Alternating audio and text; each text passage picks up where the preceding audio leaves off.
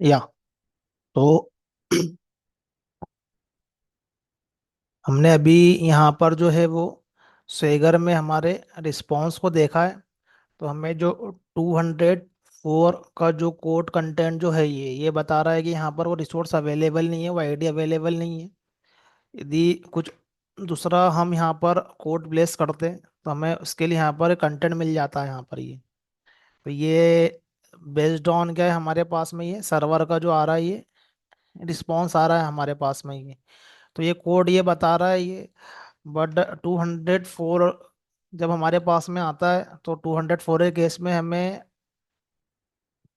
कुछ भी response body से नहीं आ रहा, उसका एक्सेप्शन का मैसेज भी नहीं आ रहा है। तो एक्चुअली में 204 जो है वो ये बताता है कि सर्वर साइड में उसके लिए कंटेंट अवेलेबल नहीं है, और यदि हम उसमें कुछ कंटेंट सेंड भी करेंगे तो हमको मिलेगा नहीं। तो क्लाइंट के साइड में 204 जैसे ही आएगा तो वो उसके लिए जो भी मैसेज है उसको वो शो कर रहा है कि वो अवेलेबल नहीं है यहाँ पर ये। तो ये हमारे पे डिपेंड करता है ये। और हम चाहें तो हम यहाँ 204 के लिए नहीं भी बनाए तो 200 के लिए बना के कुछ मैसेज सेंड कर दो कि अवेलेबल नहीं है।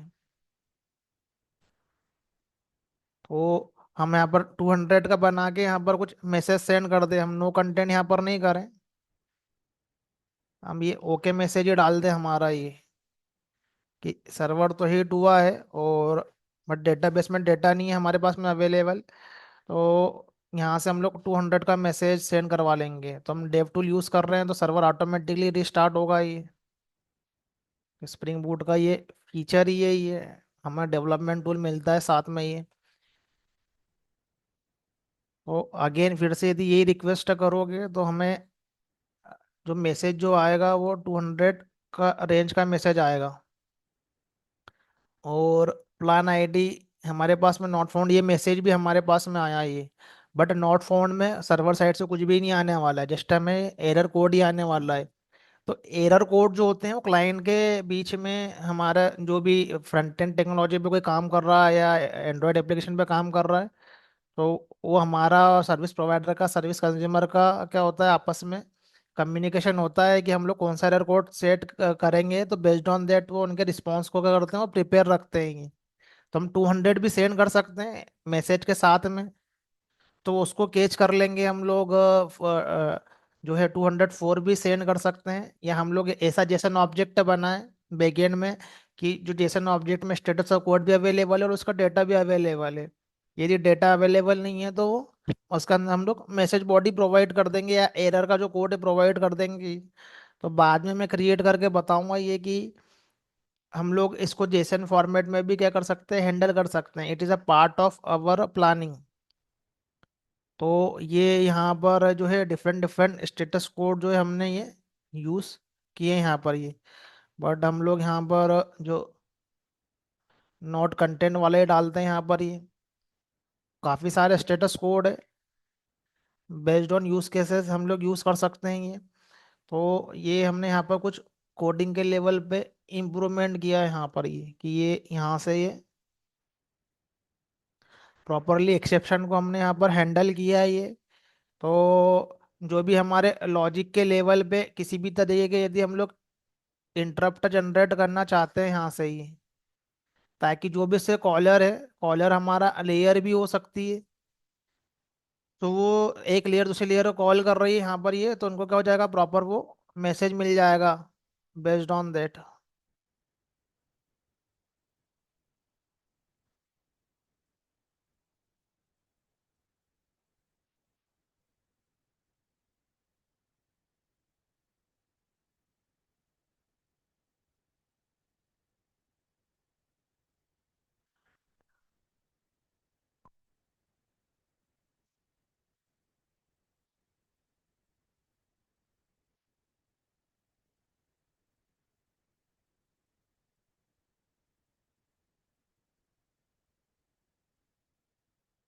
तो मैं आज ये कोड पुश कर दूंगा मैं मेरी गिट की रिपोजिटरी में, तो यहाँ से तुम फॉलो कर सकते हो। ये अभी सब कोडिंग स्टैंडर्ड है ये। तो ये एज ए डेवलपर एक एक लाइन हमको क्या होना चाहिए, अंडरस्टैंड होना चाहिए तो किस तरीके से हमको देखना है सोचना है, मैं उसके अकॉर्डिंगली यहाँ पर मैं क्रिएट कर रहा हूँ। अब हम ये जो एरर के हमारे जो कोड है जो है ये एरर का, उसको हम प्रॉपरली यहाँ पर क्लास के लेवल पे भी एक्चुअल में मेंटेन नहीं करते हैं रियल टाइम एप्लीकेशन में। हम लोग क्लास के लेवल पे भी ऐसा मेंटेन नहीं करते जो कि हमारे एरर के मैसेजेस होते हैं।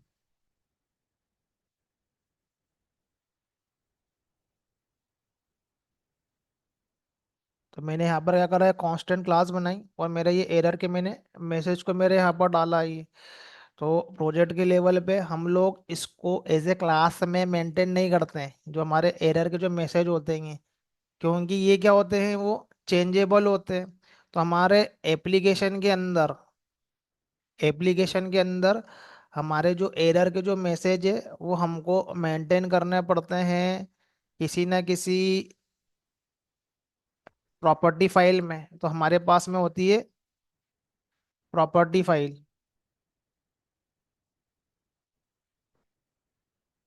तो प्रॉपर्टी फाइल के अंदर हमको क्या, एप्लीकेशन से रिलेटेड जितने भी कॉन्फ़िगरेशन है वो हमको क्या करना पड़ती है, प्रॉपर्टी फाइल में उसको मेंटेन रखना पड़ती है। एप्लीकेशन से रिलेटेड जितने भी कॉन्फ़िगरेशन होते हैं, जो भी हम लोग मैसेज दे रहे हैं उसके अंदर, तो वो हमको क्या करना पड़ता है, प्रॉपर्टी फाइल के अंदर हमको वो मेंटेन करना पड़ती है।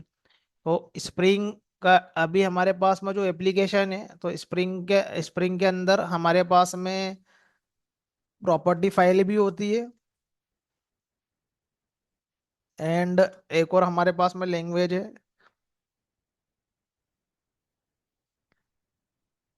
या ये YML या YAML ये।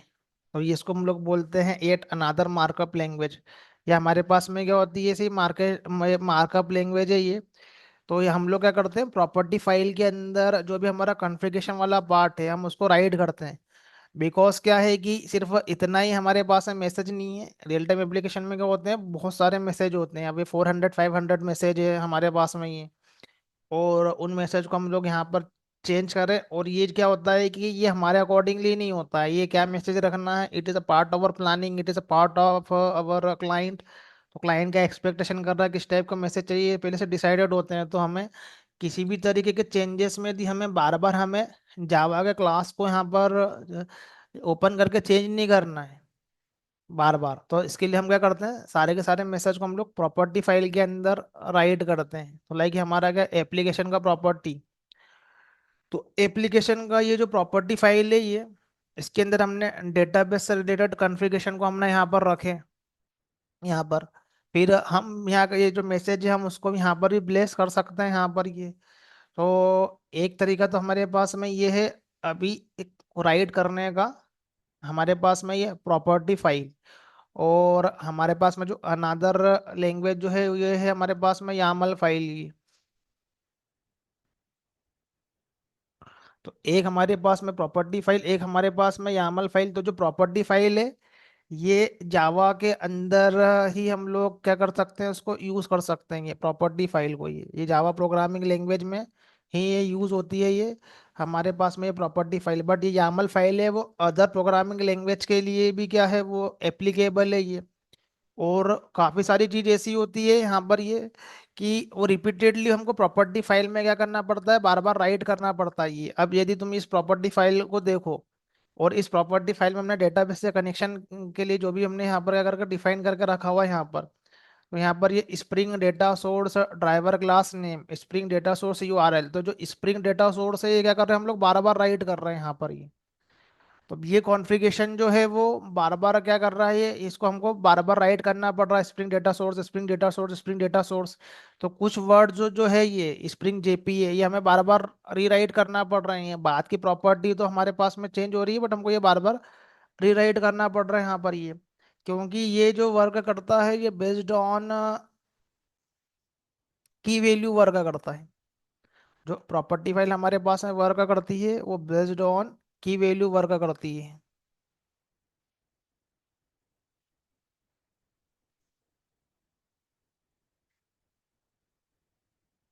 तो जावा के अंदर कलेक्शन फ्रेमवर्क है, कलेक्शन के अंदर ही हमारे पास में एक प्रॉपर्टी नाम की ये कॉन्सेप्ट आता है, जहाँ पर हम लोग क्या करते हैं की पेयर फॉर्मेट में हम लोग उस प्रॉपर्टी के अंदर डेटा को रखते हैं, और हम उसको किसी फाइल में मैनेज करके भी उस प्रॉपर्टी के अंदर रख सकते हैं यहाँ पर। तो ये की वैल्यू पेयर के फॉर्मेट में यहाँ पर रहता है।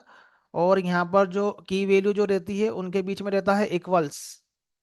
इक्वल्स की और वैल्यू के बीच में क्या रहता है हमारे पास में, इक्वल्स काम करता है हमारे पास में ये बीच में क्या है की वैल्यू के पेयर के बीच में क्या है हमारे पास में इक्वल्स। तो हम क्या करते हैं कि प्रॉपर्टी फाइल को मैनेज करते हैं, बट स्प्रिंग बूट के अंदर हमारे पास में एक और फाइल है जिसको हम लोग बोलते हैं यामल फाइल। तो सेम कॉन्फ़िगरेशन को हम लोग क्या कर सकते हैं यामल फाइल के फॉर्मेट में भी हम लोग दे सकते हैं ये। तो अब वो यामल एक लैंग्वेज है, उसको भी क्या करना पड़ेगा हमको लर्न करना पड़ेगा कि यामल में किस तरीके से हम लोग इसी चीज को राइट करते हैं। तो यहाँ पर हम लोग क्या करते हैं online,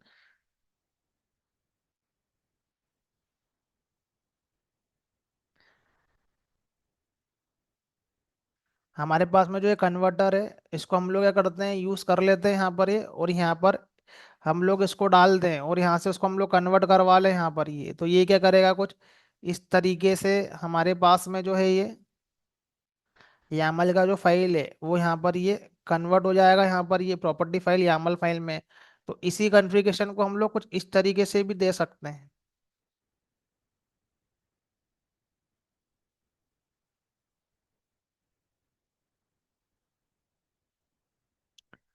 application dot Y M L लिख लो या वाई मेल लिख लो, ये सब सेम ही है। ये यहाँ पर वाई दिखेगा यहाँ पर। तो ये हमारे पास में एप्लीकेशन की जो प्रॉपर्टी फाइल है ये, और ये हमारे पास में है यामल फाइल। तो यहाँ पर क्या है कि ये जो है ये एक नोड है पेरेंट, इसके अंदर हमारे पास में क्या इसका चाइल्ड है ये। तो ये यहाँ पर क्या स्प्रिंग डेटा सोर्स जो बार बार क्या हो रहा है जो यहाँ पर ये रिपीट हो रहा है ये, तो ये स्प्रिंग जो हमारा ये पेरेंट है डेटा सोर्स है, और ये चारों जिसके अंदर हम लोग बार बार रीराइट कर रहे हैं यहाँ पर ये ड्राइवर क्लास नेम यूआरएल आगे का तो कॉमन ही है ये, तो ये हमको हायरार्की में राइट करना है, ये हायरार्की मेंटेन करता है। और हम लोग उसको यहाँ पर क्या कर रहे हैं कि इस तरीके से राइट कर सकते हैं, थिंग सेम ही है। फिर अगला हमारा कॉन्फ़िगरेशन जो है ये स्प्रिंग के अंदर ही यहाँ पर आ रहा है, ये S2 स्प्रिंग के अंदर ही आ रहा है हमारे पास में JPA। तो स्प्रिंग सबका पेरेंट हो गया, ये S2 JPA एप्लीकेशन ये क्या होगा सब इसके चाइल्ड होगा ये। तो हमें थोड़ा सा चाइल्ड के लिए एक स्पेस मेंटेन करना है, डायरेक्टली नीचे राइट नहीं कर देना है ये। तो चाइल्ड के लिए हमको थोड़ा सा स्पेस मेंटेन करना पड़ता है।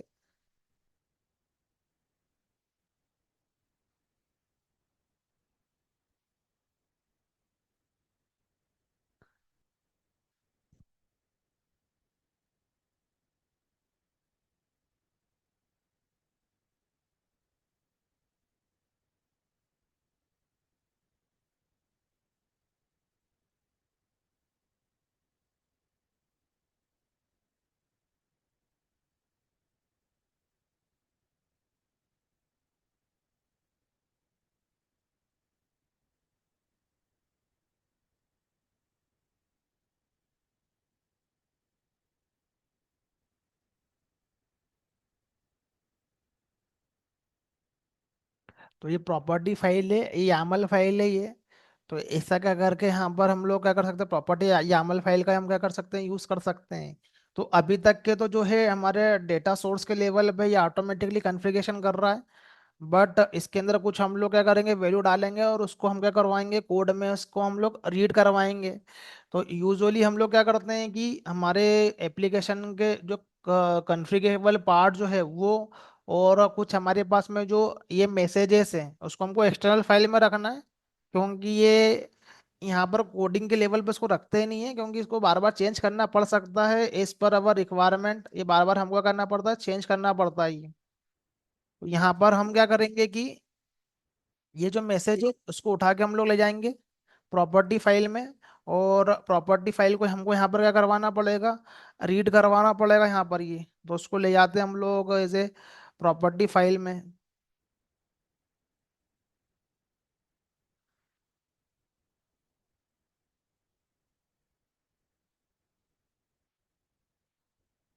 तो पेरेंट के लेवल पे हम लोग अपने लिए एक ट्रेवर प्लान। और यहाँ पर हमको इक्वल्स नहीं लगाना है, यहाँ पर हमको डबल कॉलम लगाना है ये। यहाँ पर हम लोग हमारे जो है वो मैसेज राइट करेंगे।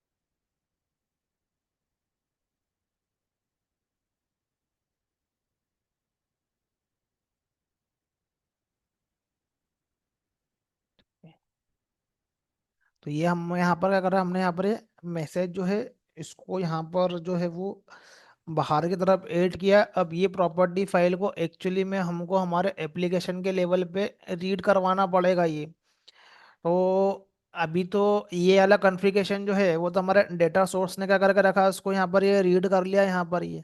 अब हम क्या करते हैं कि हमारे हमको इसको क्या करवाना है, एप्लीकेशन के लेवल पे रीड करवाना है, तो उसको हम लोग रीड करवाते हैं।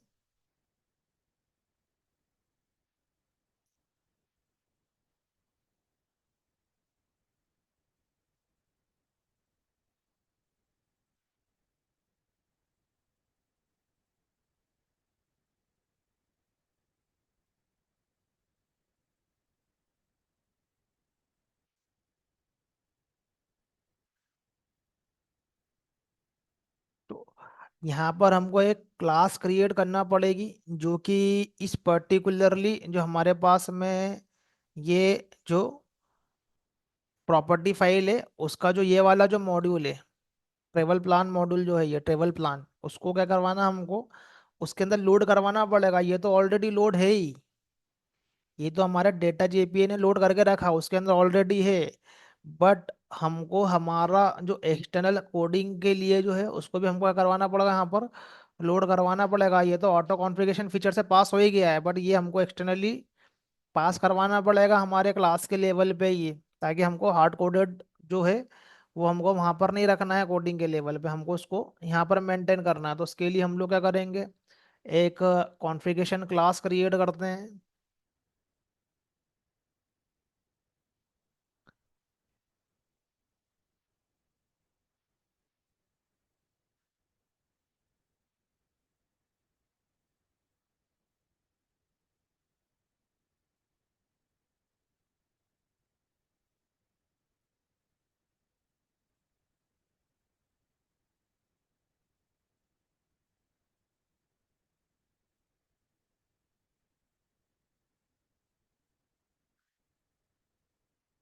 ये हो गया हमारे पास में कॉन्फ़िगरेशन क्लास। अभी आईओसी कंटेनर को कब समझ में आएगी, आईओसी कंटेनर इसका कब ऑब्जेक्ट क्रिएट करेगा यहाँ पर ये।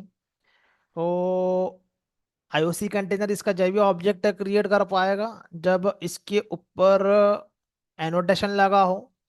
तो ऑटो कंपोनेंट जो ऑटो स्कैनिंग है जब भी इसकी पॉसिबल है जब इसके ऊपर एनोटेशन लगा हो। कौन सा एनोटेशन लगा हो, या तो ये एनोटेशन लगा हो, but it is not a service class, it is not a रिपोस्ट्री, it is not a controller, it is not a rest controller. ये सिंपल सा जावा का क्लास है जिसका ऑब्जेक्ट हमको आईओसी कंटेनर से क्रिएट करवाना है। तो उसके आगे इसका पेरेंट कंपोनेंट सभी का क्या है, कंपोनेंट है। हम लोग कौन क्या लगाएंगे, कंपोनेंट एनोटेशन लगाएंगे जिसकी हेल्प से ये जब भी पैकेज की स्कैनिंग करेगा तो इसका ऑब्जेक्ट जो है वो हमारे लिए क्रिएट कर देगा ये। तो ये स्प्रिंग कोर के अंदर आता है यहाँ पर ये, हमने पहले से एक्सप्लेन किया हुआ है यहाँ पर ये। अब हमको हमको क्या करना है कि जो ये प्रॉपर्टी जो है ये प्रॉपर्टी जो है ये, इसके अंदर कॉन्फ़िगरेशन लगाना है हमको, ये जो हमने यहाँ पर करके रखा हुआ है ये। तो उसके लिए हमको यहाँ पर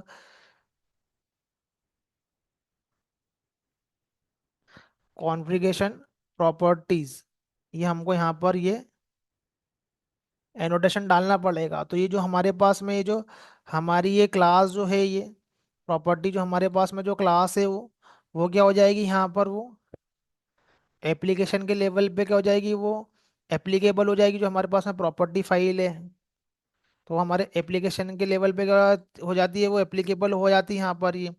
तो ये अभी क्या है कि एप्लीकेशन प्रॉपर्टी जो है बाय डिफॉल्ट रहती है। तो ये इसको इसके लिए यहाँ पर कुछ प्रॉपर्टी फाइल डालने की जरूरत नहीं। यदि हम लोग को दूसरी फाइल का नाम का यूज करें तो हमको एडिशनली यहाँ पर उसको इंक्लूड करवाना पड़ता है। बट ये एप्लीकेशन डॉट प्रॉपर्टी फाइल जो होती है वो बाय डिफॉल्टली रीड रहती है ये। जिसके आगे एप्लीकेशन रिटर्न है तो अदर फाइल का नेम रहेगा, तो फिर एक्सटर्नली यहाँ पर हमको पास करवाना पड़ती है। तो यहाँ पर हमारे पास में हमने क्रिएट किया है।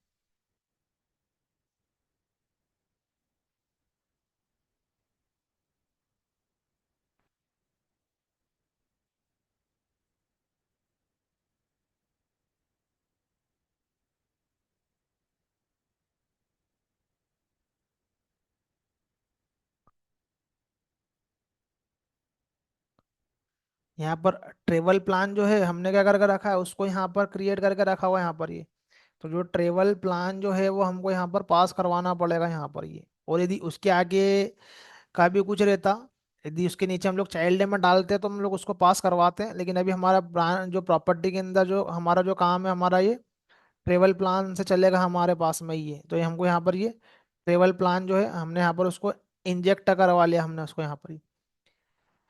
तो यहाँ पर क्या होगा, ये जो पर्टिकुलरली प्रॉपर्टी फाइल है जो एप्लीकेशन प्रॉपर्टी, इसके अंदर जो ये वाला मॉड्यूल है ट्रेवल प्लान, ये हमारे पास में क्या हो जाएगा, ये एप्लीकेबल हो जाएगा हमारे पास में यहाँ पर ये।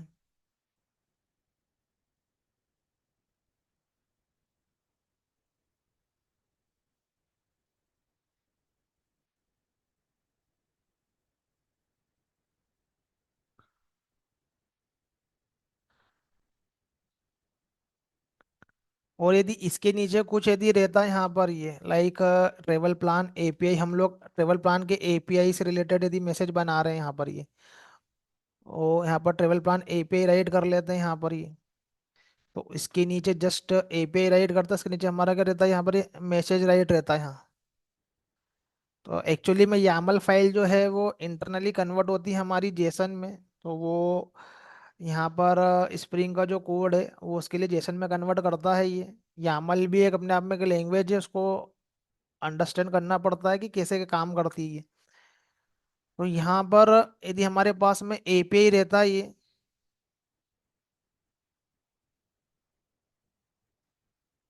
तो हमें उसको मॉडल के लेवल पे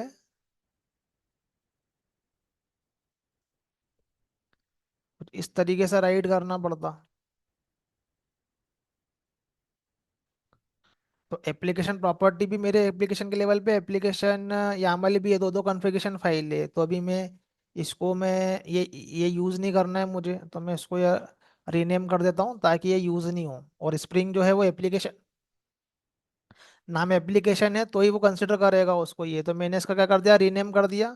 तो अब उसको हमारा एप्लीकेशन रीड नहीं कर पाएगा, वो सिर्फ अभी यामल को रीड करेगा। तो हमारा एप्लीकेशन जो रहेगा वो यामल के थ्रू चलेगा यहाँ पर ये। तो हमने यहाँ पर क्या किया है कि इसके अंदर ये कॉन्फ़िगरेशन को डाल दिया, एप्लीकेशन प्रॉपर्टी से क्या करेगा, वो उसको रीड करेगा यहाँ पर ये हमारे कोड के अंदर की, इसको रीड करेगा। अब ये क्लास को हमको एप्लीकेबल करवाना है कि नहीं करवाना है कॉन्फ़िगरेशन के लिए। तो अभी रीड करने से कुछ नहीं होगा, इसको कॉन्फ़िगरेशन के लिए यूज़ करना है कि नहीं करना है, तो ये इसके लिए हमको बताना पड़ता है ये। जो चीज़ हमको बताना है, जस्ट कॉन्फ़िगरेशन ही नहीं करना, ऑब्जेक्ट ही नहीं बना देना है, कब कहाँ पर लगाना है वो बताना पड़ता है स्प्रिंग को ये। तो उसके लिए हमको इनेबल करना पड़ेगा। सिर्फ यही नहीं है, और भी चीज़ें होती है जहाँ पर डेटा सोर्स के लेवल पे अलग अलग प्लेसेस पे जस्ट कॉन्फ़िगरेशन ही नहीं बनाना है, वो उसको एप्लीकेबल भी करवाना है कि नहीं करवाना वो भी बताना पड़ता है। तो वो क्या करता है कि जिस पे इनेबल लगा है वो उसको रीड कर लेता है वो। तो enable auto, enable configuration properties. तो इनेबल बहुत सारे लेवल पे होता है, ऑटो कॉन्फ़िगरेशन के लेवल पे इनेबल है, तो जब वो ऑटो कॉन्फ़िगरेशन लेगा यहाँ पर, जब हमको इस प्रॉपर्टी को इनेबल करवाना हो तो ये वाली प्रॉपर्टी को वो लेगा यहाँ पर ये।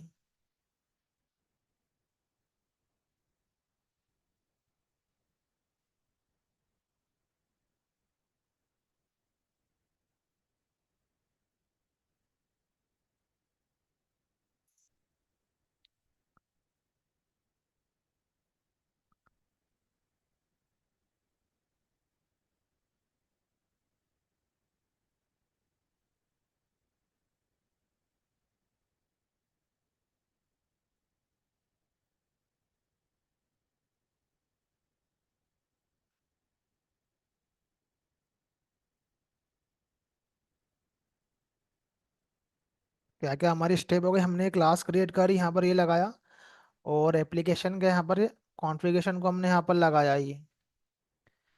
अब हम क्या करते हैं कि यहाँ पर हमारे पास में जो मैसेज है प्रॉपर्टी फाइल का वो उसके अंदर आना चाहिए यहाँ पर ये। तो इसके अंदर लाने के लिए हमें यहाँ पर डेटा स्ट्रक्चर लेना पड़ेगा, मैप। इसके अंदर हमारे पास में रहेगा डेटा। तो ये ट्रेवल प्लान एपीआई के अंदर यदि हमारे पास में कोई भी मैसेज रहेगा तो वो इसके अंदर आएगा, मैप के अंदर।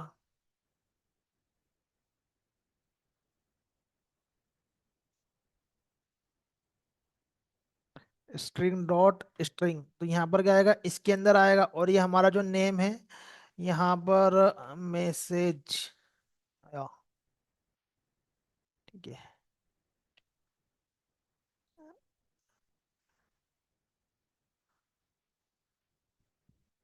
ये जो मैसेज है ये मैसेज को हमको,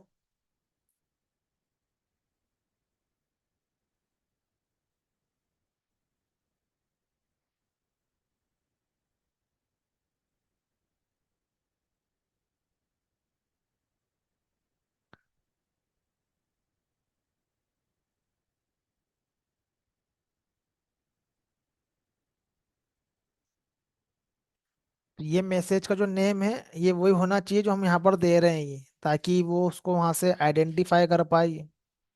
ठीक है। तो यहाँ पर क्या कर रहे हैं हम लोग, उसी नाम से क्या कर रहे हैं, यहाँ पर ये मैसेज दे रहे हैं यहाँ पर ये। तो यहाँ पर इसके लिए हमको ये जो है वो क्लास जो है वो उसको रीड करके हमारे पास में रेडी रखेगी, और इनेबल मतलब ये एबल रहेगी लगने के लिए। तो हमको यहाँ पर क्या करना पड़ेगा कि गेटर सेटर्स के लिए क्रिएट करना पड़ेगा या मैसेज के लेवल पे, सो दैट कहीं पर गेट करना हो कहीं पर सेट करना हो तो ये मैसेज हमारे लिए क्या हो जाए, वो एप्लीकेबल हो जाएगी। जहाँ पर भी यूज हो रहे हैं वो, तो फिर वो गेटर सेटर की हेल्प से क्या करेंगे, यूज होंगे वो। तो गेटर सेटर भी तुमको लगाना पड़ेगा ये। अब गेटर सेटर नहीं लगाना है तो क्या यूज कर लो फिर। लोमबुक एपीआई का हमने यूज किया है, जो कल देखा है आईडी से इंटीग्रेटेड है, तो ये वाला हमने क्या कर दिया, एनोटेशन डाल दिया, तो हमारा काम हो जाएगा। गेटर सेटर जो है हमारे पास में ये लग जाएगा ये। तो ये हमने यहाँ पर क्या कर दिया, इसको कॉन्फ़िगरेशन कर दिया यहाँ पर ये पर्टिकुलरली। ये हमारे पास में ये एक हमने कॉन्फ़िगरेशन यहाँ पर ये क्लास यहाँ पर बना ली यहाँ पर ये। तो कॉन्फ़िगरेशन प्रॉपर्टी से वो प्रॉपर्टी फाइल जो है वो यहाँ पर लग जाएगी ये। और हमारे पास में जो ये मैसेज के जो एट्रीब्यूट है वो ऐसे हमारे पास में क्या होंगे, वो अवेलेबल हो जाएंगे हमारे पास में ये मैसेज से की पेयर फॉर्मेट में यहाँ पर वो क्रिएट होगा। एक्चुअली में मैसेज इस तरीके से नहीं करना है हमको, ये मैसेज तभी एरर आ रहा है हमारे पास में। हमको यहाँ पर मैसेज का जो है वो नाम डालना है यहाँ पर ये।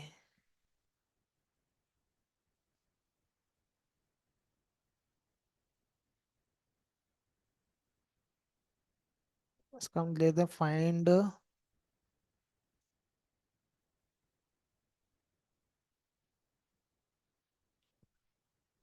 Bye ID fail. ओके।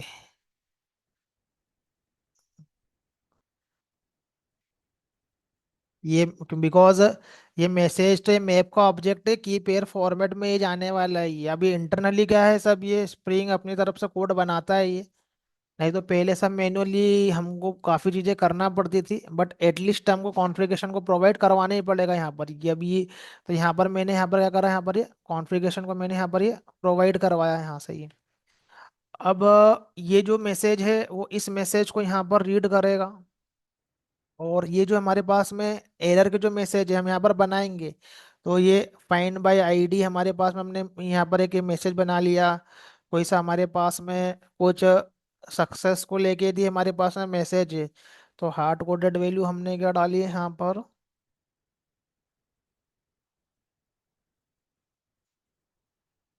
काफी सारी हमारे पास में हार्ड कोडेड वैल्यू है।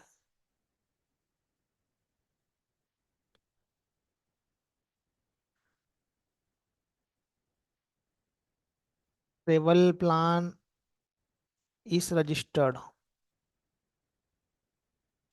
ओ यहाँ पर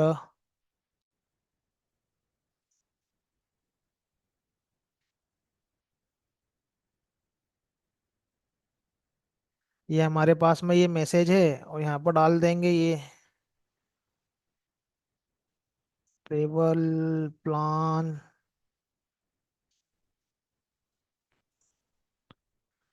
रजिस्टर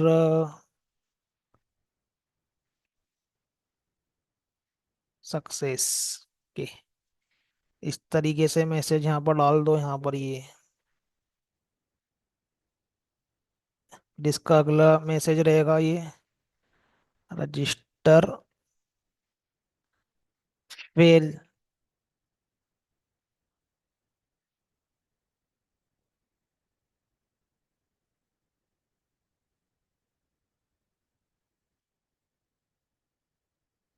ये एरर मारेगा यदि ये प्रॉपर यामल फाइल के फॉर्मेट में क्रिएट नहीं हुआ है तो यहाँ पर ये।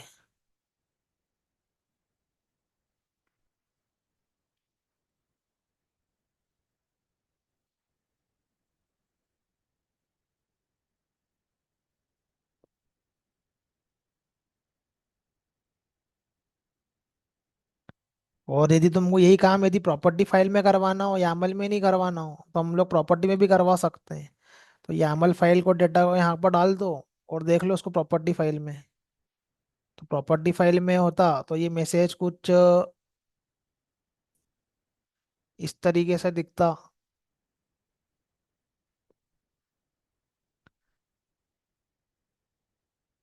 या यामल फाइल है ये, कन्वर्ट करके प्रॉपर्टी फाइल में देखते हैं। तो ये फिर ये कुछ इस तरीके से दिखता हमको ये। तो यहाँ पर ट्रेवल प्लान एपीआई जो है ये बार बार हमको रिपीटेडली क्या करना पड़ता है, ये बार बार राइट करना पड़ता है यहाँ पर ये। तो यहाँ पर हायरार्की मेंटेन करने से हमें कुछ चीज़ें बार बार राइट नहीं करना पड़ रही यहाँ पर ये। तो दोनों ही यूज़ कर सकते हैं। तो डिपेंड ऑन अस, बट अभी मैंने यहाँ पर एक यामल का कॉन्सेप्ट अभी बता दिया है मैंने यहाँ पर ये। तो अब इंटरनली क्या होता है कि वो जो यामल है वो इंटरनली जेसन फॉर्मेट में कन्वर्ट होता है और वो प्रॉपर्टी के ऑब्जेक्ट में ही लेता है इंटरनली फाइनल में। प्रॉपर्टी का ही ऑब्जेक्ट बनता है इंटरनली। ये डॉट प्रॉपर्टी में कन्वर्ट होता है ये, बट ये थोड़ा सिंप्लीफाई करने के लिए, कोडिंग को कम करने के लिए हम लोग यामल का यूज़ करते हैं ये। तो ये स्प्रिंग में मैं बहुत डीप में एक्सप्लेन करता ही हूँ मैं ये। तो अभी हम लोग यहाँ पर क्या कर रहे हैं, कोडिंग स्टैंडर्ड लगा रहे हैं हमारे प्रोजेक्ट के लेवल पे ये। तो ये यहाँ पर हम क्या करेंगे, इसको काफ़ी सारे हमारे पास है मैसेज जो रहेंगे अवेलेबल रहेंगे यहाँ पर। अब इसको हमको अवेलेबल करवाना है सर्विस के लेवल पे। तो ये हार्ड कोडेड मैसेज यूज़ नहीं करना है हमको ये। हमको ये प्रॉपर्टी फाइल से उठा के लाना है। तो क्या करना पड़ेगा, ये ऑब्जेक्ट को यहाँ पर ऑब्वियसली हमको इंजेक्ट करवाना पड़ेगा। इस ऑब्जेक्ट को यहाँ पर क्या करवाना पड़ेगा हमको, ये इंजेक्ट करवाना पड़ेगा। और वो इंजेक्ट हम लोग करवाएंगे तो ये पर्टिकुलरली जो हमारे पास में जो ऑब्जेक्ट है वो अवेलेबल रहेगा हमें। तो हमको ये सारे के सारे मैसेज हमको अवेलेबल हो जाएंगे यहाँ पर मैप के फॉर्मेट में।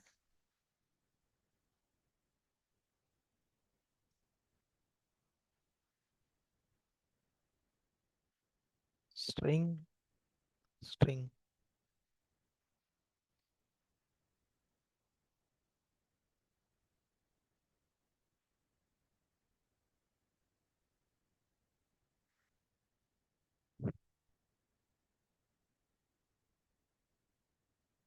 तो ये इसके अंदर हमको क्या करना है, वो सारे के सारा जो मैप है, जो हमारे पास में प्रॉपर्टी फाइल है, उसको यहाँ पर होल्ड करवाना है।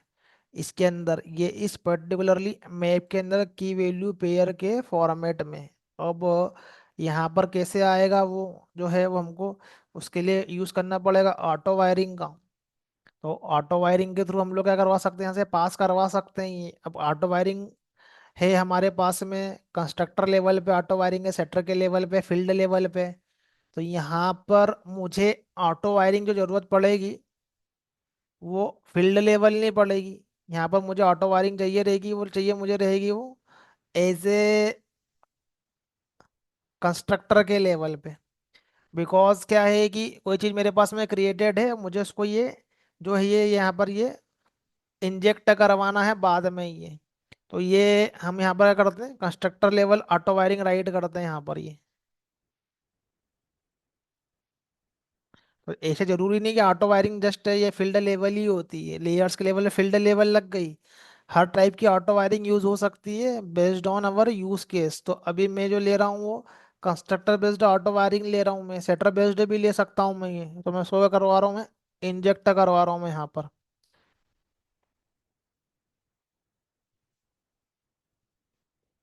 तो क्या मैं इंजेक्ट करवा रहा हूँ यहाँ पर ये मेरी प्रॉपर्टी फाइल।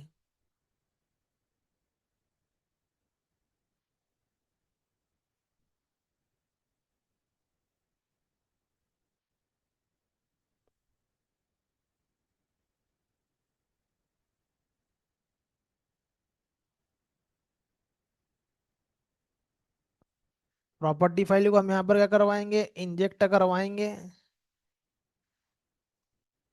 तो हमको जो ऑटो वायरिंग लगाना है वो यहाँ पर लगाना है।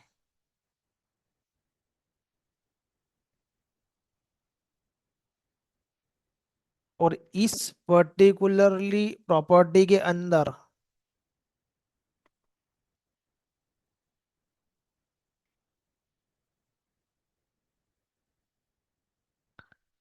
हमारे पास में ऑब्जेक्ट रिटर्न रिटर्न होगा, वो होगा मैप का।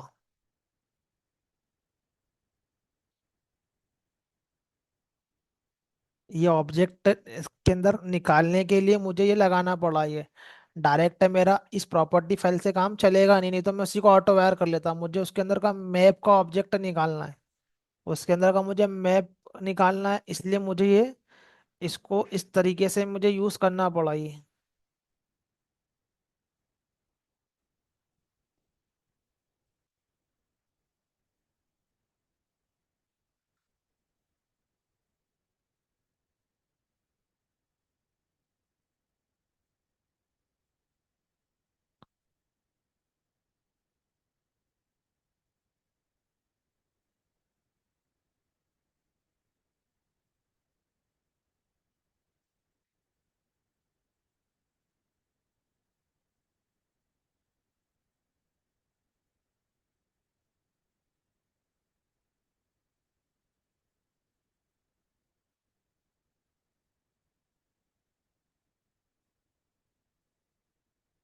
ठीक है।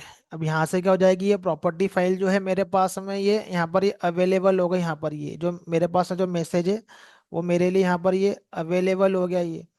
तो यहाँ पर मैं क्या कर रहा हूँ कि travel plan is not registered. अब देखते हैं यहाँ पर हमने इसके लिए मैसेज बनाया है क्या।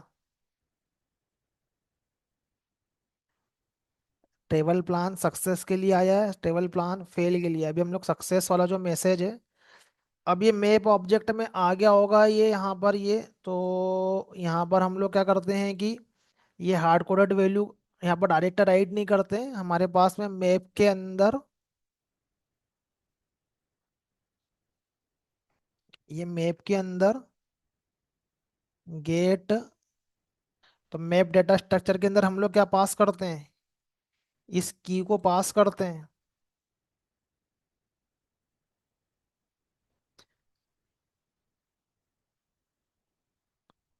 प्रैक्टिकली खुद करो और सोचो क्यों कर रहे हैं ये इसी तरीके से सब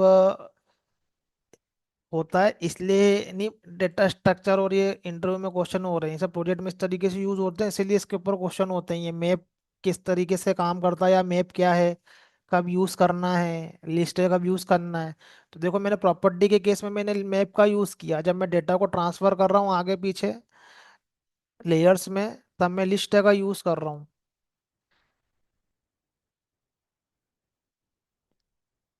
तो मेरे पास में जब क्या है कि मल्टीपल जो डेटा जो है ये सेंड हो रहे हैं।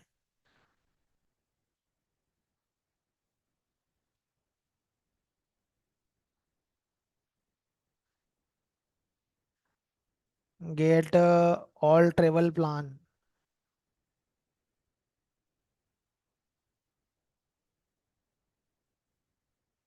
देखो जब ऑल ट्रेवल प्लान मेरे पास में यूज हो रहा है, जब मैंने लिस्ट का यूज किया, जब मैंने कैटेगरी को यहाँ पर भेजा, तब मैंने मैप का यूज किया।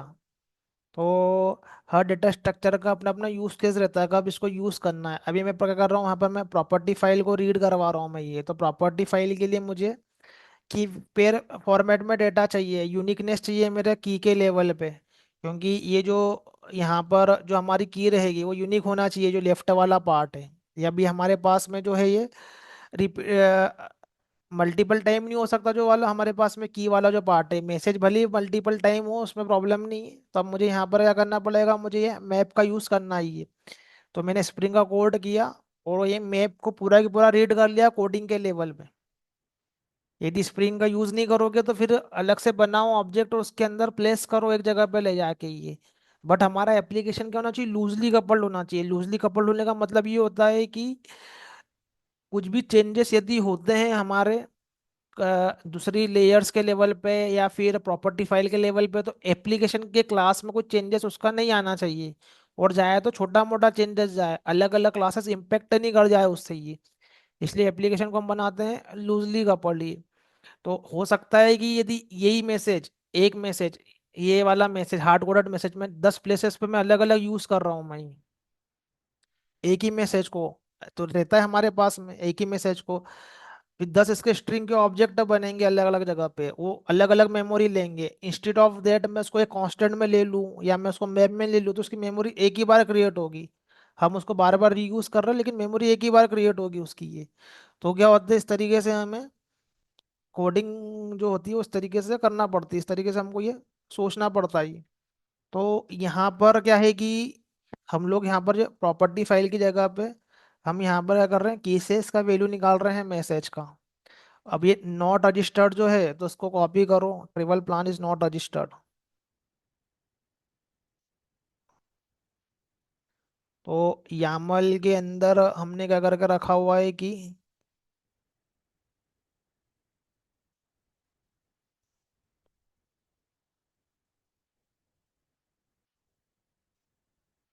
ये वाले मैसेज को यहाँ पर डाल के रखा हुआ है यहाँ पर ये। तो ये हमारे पास में क्या है कि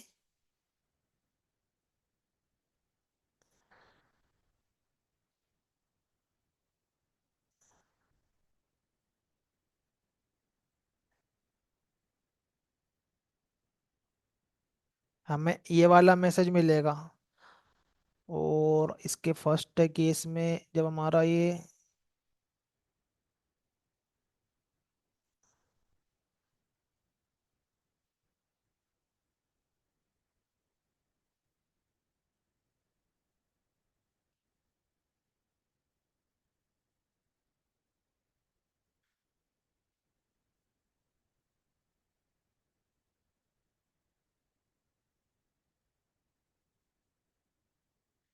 यहाँ पर हमको सक्सेस मैसेज डालना पड़ता है यहाँ पर हमको ये सर्विस के लेवल पे।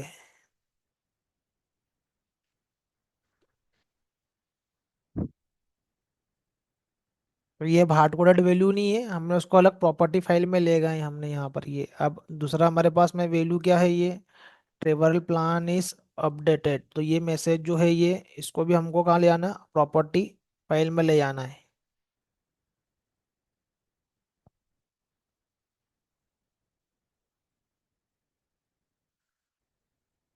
और एज ए की बना लो, लेफ्ट साइड में की हमेशा यूनिक रहना चाहिए, तो ये फेल को हम लोग फिर से यूज कर नहीं पाएंगे।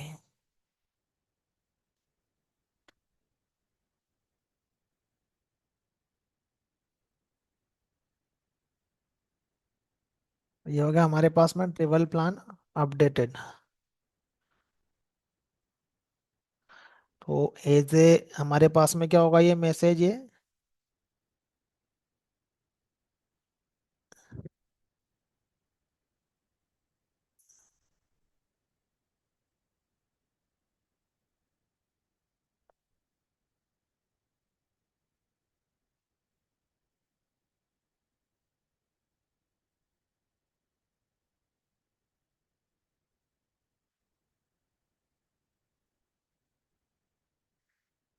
तो ये वाली की हम यहाँ पर क्या कर लेते हैं, डाल देते हैं ये ट्रेवल प्लान अपडेट।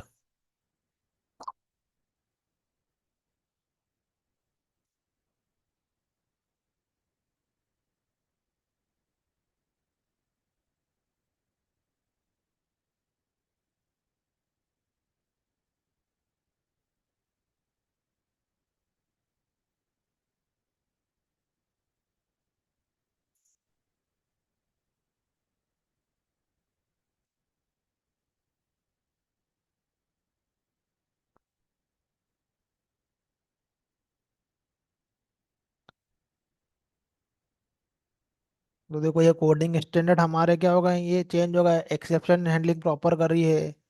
प्रॉपरली जो मैसेज है हमने लूजली कपल्ड करे हैं उसको बाहर से हम लोग ऑपरेट करेंगे। ट्रेवल प्लान डिलीटेड सक्सेसफुली, तो यहाँ पर हमको ये मैसेज भी क्या है, वो बाहर से लेकर आना है। तो यहाँ पर मैसेज डालो। तो प्रॉपर जो एप्लीकेशन के लेवल पे जो भी मैसेज जो होते हैं वो क्या होते हैं, वो सब ऐसी प्रॉपर्टी फाइल से ऑपरेट होते हैं या डेटाबेस से ऑपरेट होते हैं। कोडिंग के लेवल पे कुछ नहीं लिखा हुआ रहता है, ये कोडिंग के लेवल पे जस्ट जावा का कोड ही लिखा लिखा रहेगा और लॉजिक लिखा रहेगा। बाकी ये जो मैसेज जो है ये सब अलग से हैंडल होते हैं ये। तो travel plan delete success, error आएगा, प्रॉपरली फॉर्मेटिंग नहीं की है यामल के अंदर ये। देखो यामल में क्या होता है कि हमारी हायरार्की मेंटेन होती है पेरेंट चाइल्ड की। तो क्या होता है जिससे कि काफी सारा रिपीटेडली कोड राइट नहीं करना पड़ता प्रॉपर्टी फाइल में, काफी रिपीटेडली क्या करना पड़ता, राइट करना पड़ता है। तो ये travel plan delete success message हमको यहाँ पर क्या कर देना है, प्लेस कर देना है सर्विस के लेवल पे।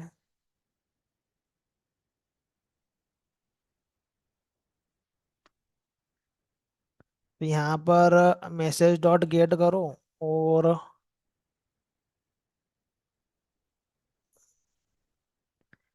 ट्रेवल प्लान सक्सेस जो है वो इसके अंदर हम लोग क्या कर देते हैं, प्लेस कर देते हैं।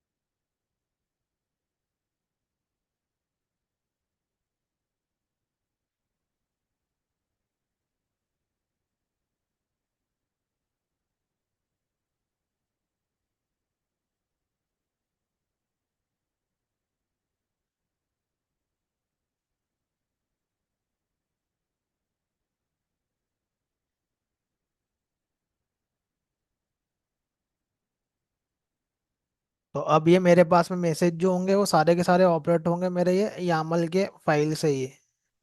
तो देखते हैं कॉल करके चल रहा है, ब्रेक हो रहा है, क्या हो रहा है।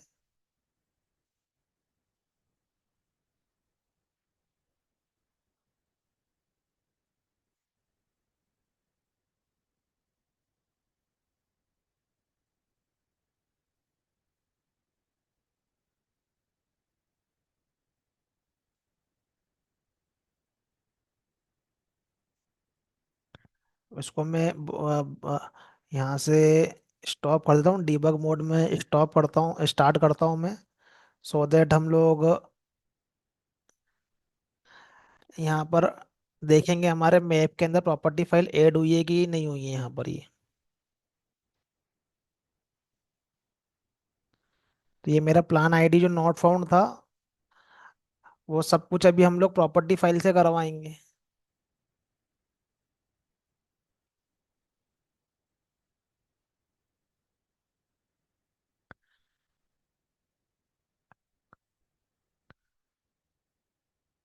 तो यहाँ पर मैंने क्या कर देता हूँ मैं कि डीबग पॉइंट डाल देता हूँ मैं मैसेज में ये। अब हमारे पास में ये मैसेज में क्या क्रिएट हुआ है, क्या कॉल हुआ है ये, और हम अभी क्या करते हैं कि फेच करेंगे यहाँ पर रिकॉर्ड को, यहाँ पर डीबग पॉइंट डाल दो, यहाँ पर हम लोग रिकॉर्ड को फेच करते हैं, सिंगल रिकॉर्ड को। तो जाओ स्वेगर में, और रिकॉर्ड को हम लोग फेच करते हैं जो कि डेटाबेस में ही है। तो पीछे क्या हो जाएगा, मेरा यहाँ पर डीबग मोड में रुक जाएगा, यहाँ पर ये मेरा कोड ये रुक गया, मेरा कोड ये यहाँ पर ये, क्योंकि मैंने वहाँ पर क्या डाल के रखा है, डीबग डाल के रखा हुआ है ये। अब हमको ये देखना है कि मैप के अंदर क्या है, इस मैप के अंदर कुछ आया या नहीं आया है। तो देखो ये मैप के अंदर इंजेक्ट हुआ या नहीं हुआ है, तो ये देखो, ये मैसेज जो है ये, लेफ्ट में जाओ, expression, not expression only, you can put in variable, variable में जाके हम लोग ऑब्जर्व कर सकते हैं। वेरिएबल में नहीं जाते हैं, एक्सप्रेशन में जाते हैं, प्रिंट करते हैं कि मैसेज के अंदर क्या आया है यहाँ पर ये। ओपन करो एक्सप्रेशन के अंदर ये, तो देखो ये मेरा की वैल्यू फॉर्मेट में मेरे पास में क्या आया है ये, डेटा आया है ये। तो जो हम लोग हैश मैप के बारे में पढ़ते हैं, ये इसके अंदर इस तरीके से क्या है ये, सर्वर के साइड से उसने डेटा को होल्ड करके रखा है। मेरा की है ये, इसका वैल्यू है प्लान आईडी नॉट फाउंड, मेरा की है ये इसका वैल्यू है ये। हम लोग उसके इंडेक्स पे क्लिक करेंगे तो देखो पूरा हमको इस मैप के फॉर्मेट में की वैल्यू पेयर फॉर्मेट में यहाँ पर डेटा जो है वो शो हो रहा है।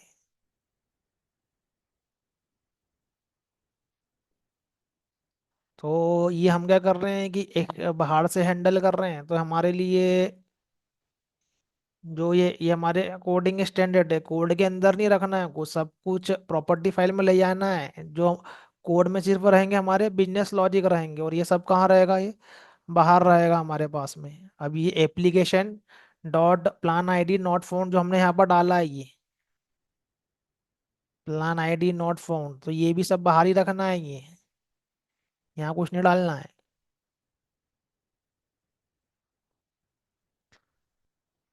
प्लान आईडी नॉट फाउंड हमने ऑलरेडी डाल के रखा हुआ है ये यहाँ पर ये। तो उसके लिए हमारे पास में की क्या है ये, fail, find by ID fail.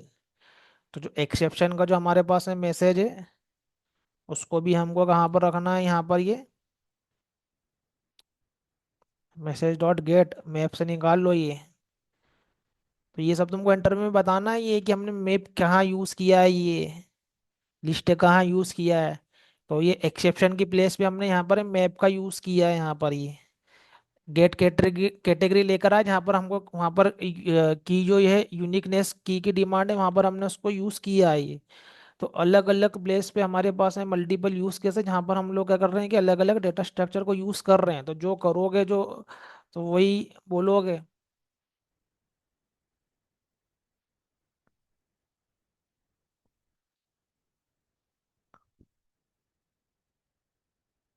तो सब कुछ सही है, तो यहाँ पर हमारे जो मैसेज है वो हमको यहाँ पर शो होंगे वो।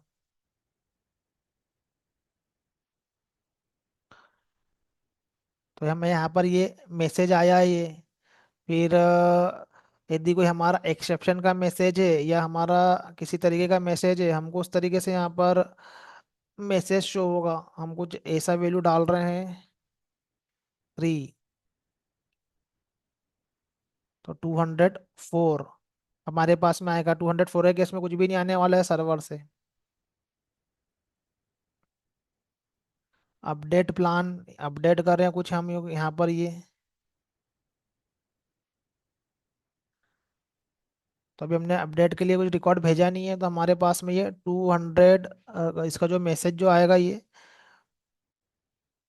वो 204 की रेंज में आया यहाँ पर। ये मतलब यहाँ पर ये जो डिफ़ॉल्ट है वो कुछ अपडेट हो गया है यहाँ पर ये। तो अभी यहाँ पर हमारे जो मैसेज रहेंगे वो पूरे के पूरे प्रॉपर्टी फाइल से हैंडल होंगे ये, यहाँ पर।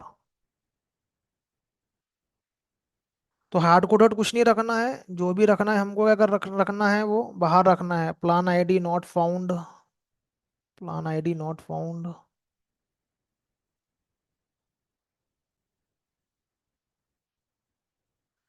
सारी जगह पर रिप्लेस कर दो यहाँ पर। कांस्टेंट वांस्टेंट कुछ भी यहाँ का नहीं है, सब कुछ हम लोग प्रॉपर्टी से मैनेज कर रहे हैं। इसको बोलते हैं प्रॉपरली ऑब्जेक्ट ओरिएंटेड प्रोग्रामिंग का यूज करना। तो इस तरीके से हम लोग क्या कर रहे हैं, यहाँ पर कर रहे हैं। अब इसमें और थोड़ा सा कोडिंग स्टैंडर्ड डालना हो ये, तो हम हमने जो कांस्टेंट क्लास जो बनाई है,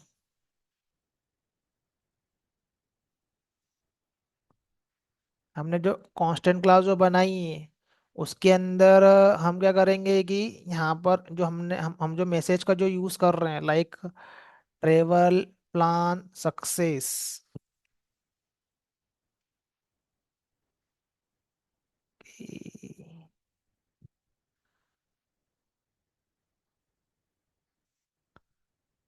ये YAML के अंदर जो हमारे मैसेज जो हैं ये ये उठा के सब ये कांस्टेंट फाइल में यहाँ पर ये रख लो इसको। ये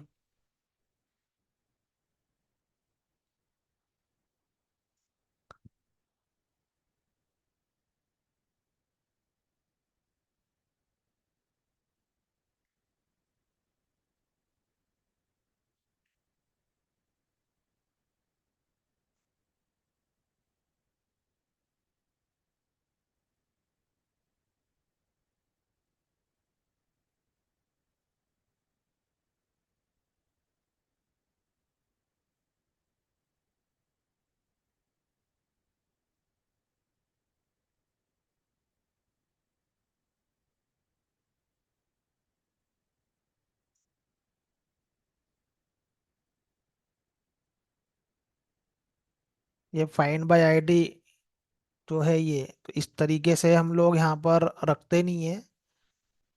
तो यहाँ पर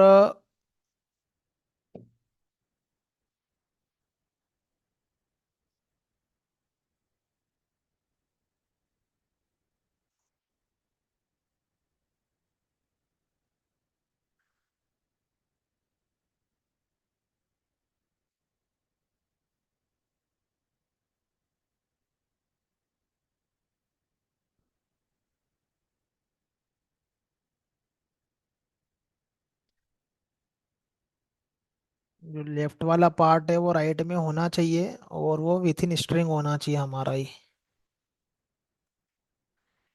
और ये जो रहेगा हम इसको कांस्टेंट जो है क्रिएट करेंगे, तो कंट्रोल शिफ्ट X यहाँ पर। और कुछ इस तरीके से यहाँ पर हम क्या करते हैं कि उसके लिए एक कांस्टेंट को डिफाइन कर देते हैं हम लोग यहाँ पर।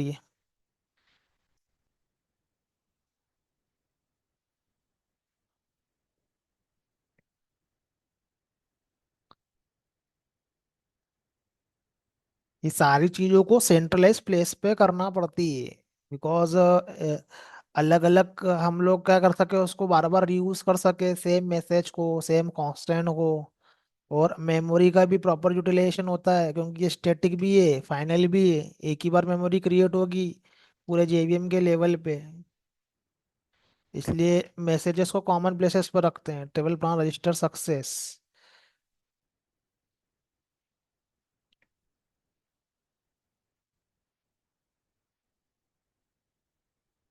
ये मैसेज का तो जो आउटपुट है वो सब कहाँ पर है, प्रॉपर्टी फाइल में है ये। बट यहाँ पर हम लोग उसको जरा और थोड़ा सा स्टैंडर्ड कर रहे हैं ये।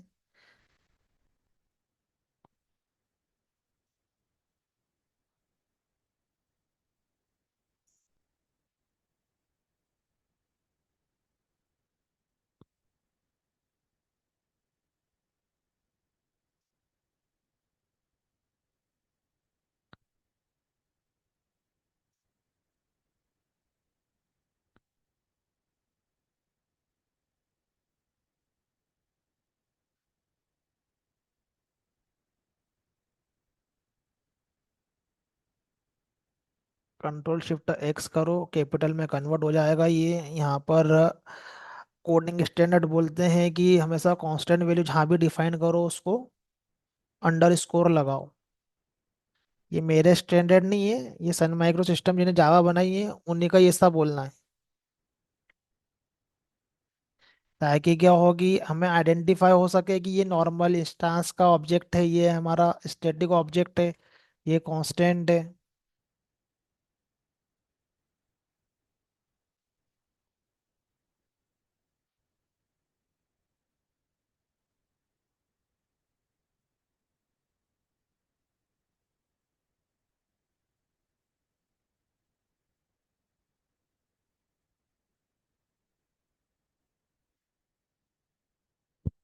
जो हमारा की वाला पार्ट है मैप का, उसके लिए जरा मैंने यहाँ पर क्या करा कि उसको उसके लिए मैंने कांस्टेंट क्रिएट कर लिया यहाँ पर। ये तो यहाँ पर हम सर्विस के लेवल पे कुछ इस तरीके से करेंगे, ट्रेवल प्लान रजिस्टर सक्सेस, तो इन कांस्टेंट का यूज करेंगे।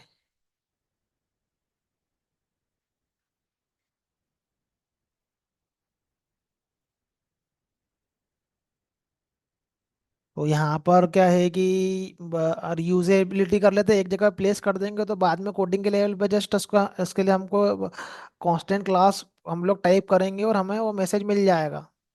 फिर उसके लिए ढूंढना नहीं पड़ेगा प्रॉपर्टी फाइल में किधर है क्या है। यहाँ पर ये यहाँ से दिख जाती काफ़ी चीज़ें, उसका प्रॉपरली यूज़ करेंगे, ट्रेवल प्लान रजिस्टर फेल। तो यहाँ पर हमको दिखेगा ट्रेवल प्लान रजिस्टर फेल।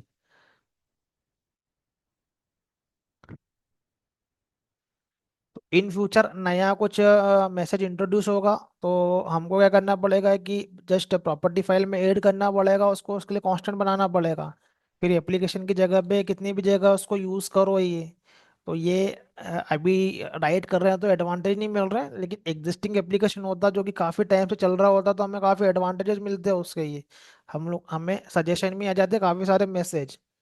तो सजेशन में नहीं आ रहे तो हमको क्रिएट करना पड़ेगा उसको। अब हमारे पास में फाइंड बाय फेल, तो ये भी एप्लीकेशन के अंदर ही होगा ये। Find ID fail.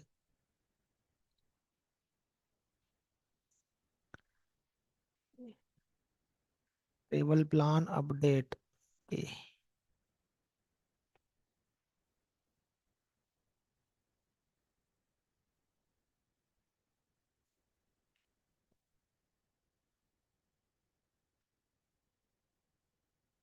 और ट्रेवल प्लान अपडेट के लिए हमारे पास में ये, ठीक है,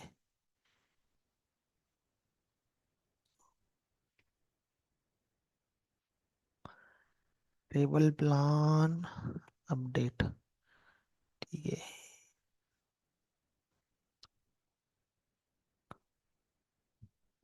find by ID fail. Table plan status change.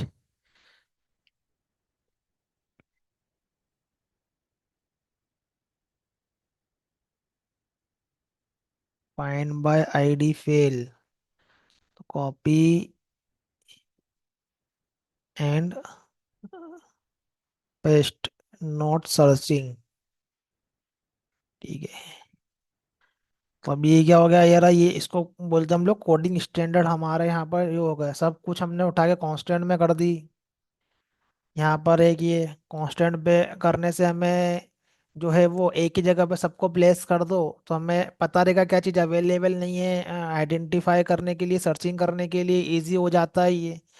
तो बिकॉज ये सब कांस्टेंट है ये, तो कांस्टेंट वैल्यू को उठा के एक जगह पे प्लेस कर दो और क्या अवेलेबल नहीं है तो हम यहाँ पर नया मैसेज जब भी हमको क्रिएट करना रहेगा एज पर अवर रिक्वायरमेंट, तो वहाँ पर उठाएंगे उसको, हम लोग प्रॉपर्टी फाइल पे नया वैल्यू ऐड कर देंगे यहाँ पर।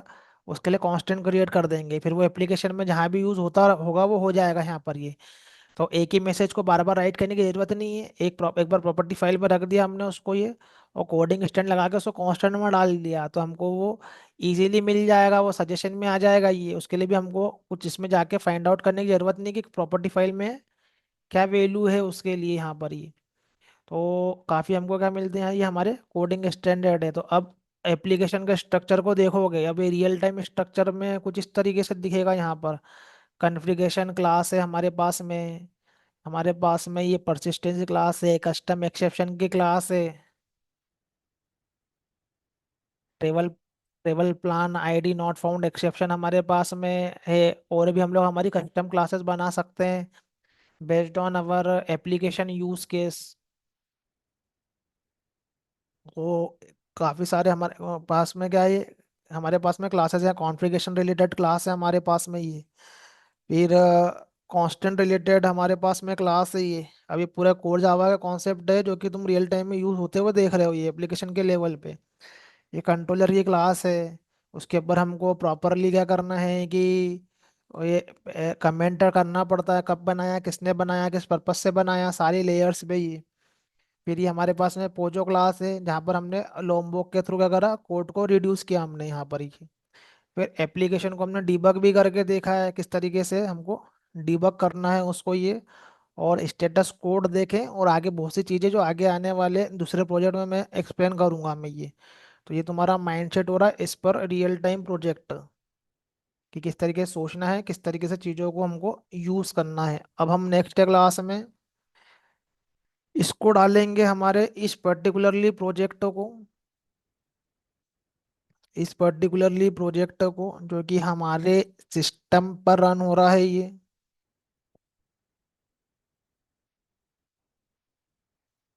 हमारा एप्लीकेशन है ये।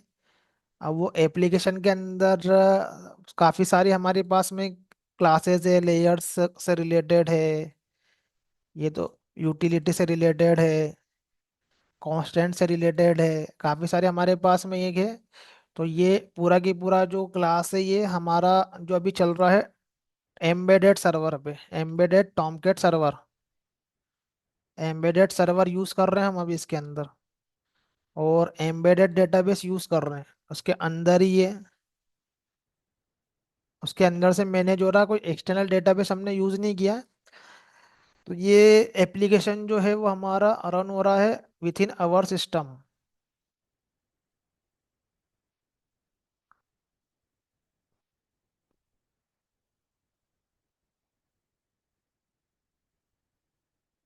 आवर सिस्टम ये हमारा एप्लीकेशन जो है वो रन हो रहा है ये।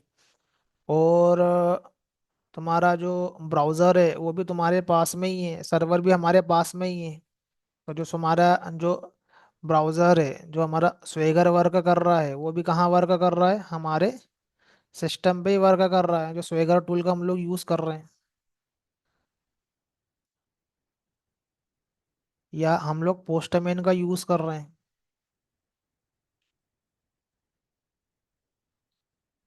तो ब्राउज़र पे क्या डाल रहे हो यहाँ पर, लोकल होस्ट यूज़ कर रहे हैं तो हम लोग यहाँ पर ये। तो सब कुछ हमारे सिस्टम पे ही है अभी। तो हमारा जो भी काम है वो ऐसे ही होगा ये, या तो सिस्टम पे डल रहा होगा लोकल होस्ट, या आईपी एड्रेस ये वाला रहता है जो खुद को ही रिप्रेजेंट करता है ये सेल्फ। खुद के सिस्टम के लिए ये आईपी एड्रेस हमारे पास में रिजर्व है, लोकल होस्ट डालो ये डालो ये। तो ये अभी की सिनेरियो में हमारे पास में यहाँ पर ये चल रहा है ये।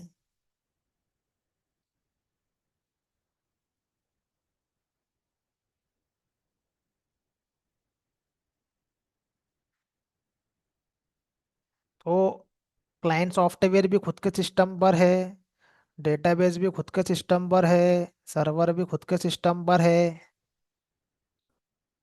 एप्लीकेशन का डेवलपमेंट भी खुद के सिस्टम पे चल रहा है ये, उसी पे हम लोग रन कर रहे हैं, ये सब कुछ खुद का सिस्टम पर है। बट अब हम क्या करेंगे कि इस एप्लीकेशन को उठा के हम लोग डालेंगे क्लाउड के ऊपर।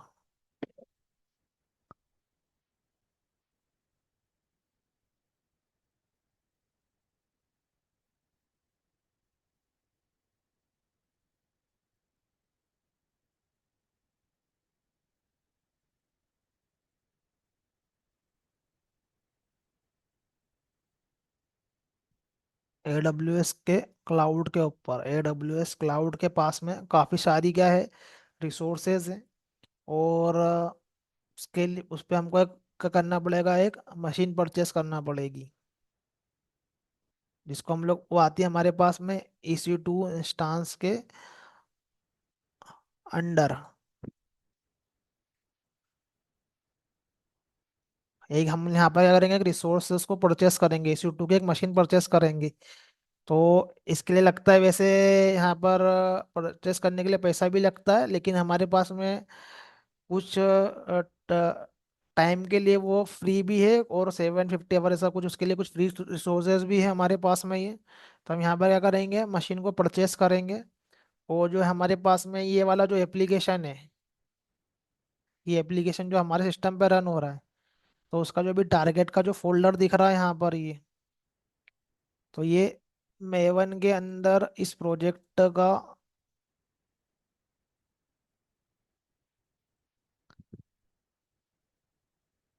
सॉरी, रन के अंदर ये मेवन को इंस्टॉलेशन यहाँ पर करूंगा मैं, ये तो इस प्रोजेक्ट का बनेगा बिल्ड। वो बिल्ड कैसे बनता है मेवन टूल के लिए, मेवन की सेपरेट क्लास में मैं वो डिटेल में बताऊंगा ये। तो अभी हम, हमारा प्रोजेक्ट जो है वो मेवन प्रोजेक्ट ही है, तो यहाँ पर टारगेट में क्या होगा, एक बिल्ड क्रिएट होगा ये।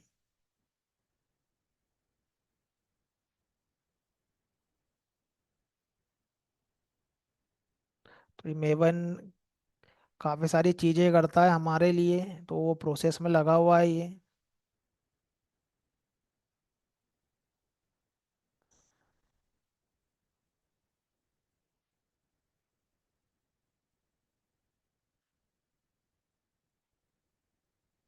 तो फाइनली क्या होगा, हमारे लिए एक बिल्ड जनरेट होगा, जिसको हम लोग इंडस्ट्री की टर्मिनोलॉजी में बोलते हैं आर्टिफैक्ट।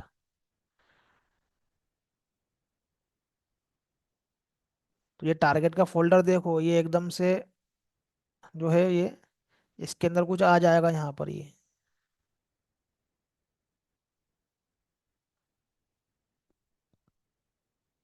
पता नहीं कौन कौन सी प्रोसेस कर रहा है ये अभी।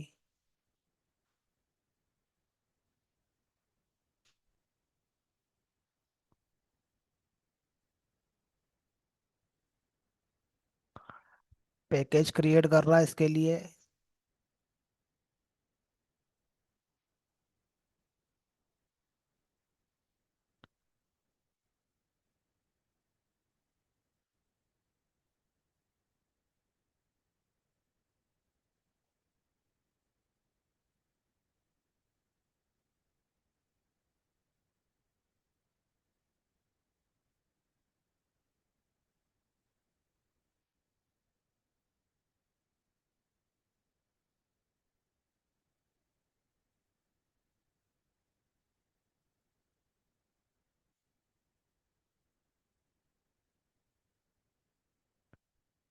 ओके।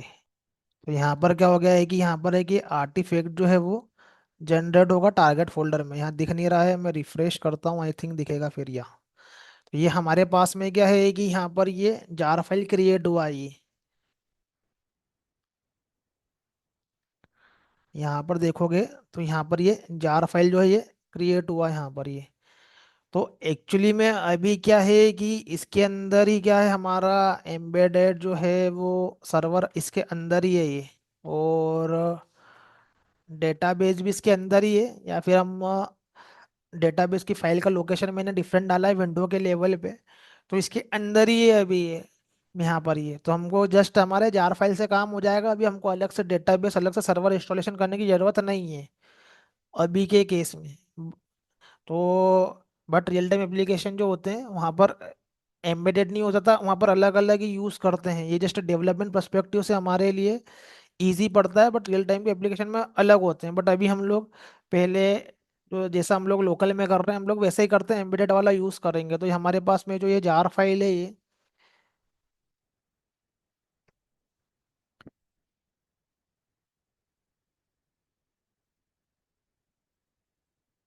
तो ये हो, ये यहाँ पर रहोगे, यहाँ पर रहेगा तुम्हारा सिस्टम।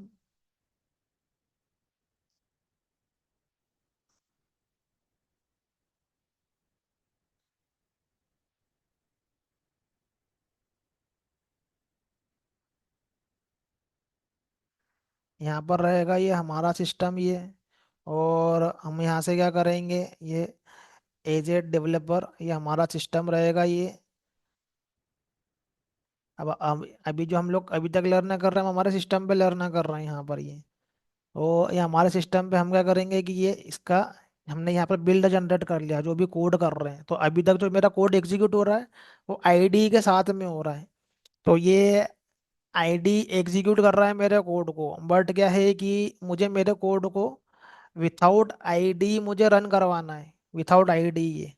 तो उसके लिए मुझे यहाँ पर क्या करना है कि यहाँ पर ये उसका ये बिल्ड जनरेट करना है ये। और अभी ये एम्बेडेड सर्वर है ये, तो डायरेक्टली रन कर रहा हूँ मैं, तो डायरेक्टली एग्जीक्यूट हो रहा है यहाँ पर ये। तो यदि मैं मुझे मेरे कोड को यदि मुझे विथाउट आईडी यदि रन करवाना है तो मैं उसको भी करवा सकता हूँ। ये जो मैंने जार फाइल निकाली है इसकी,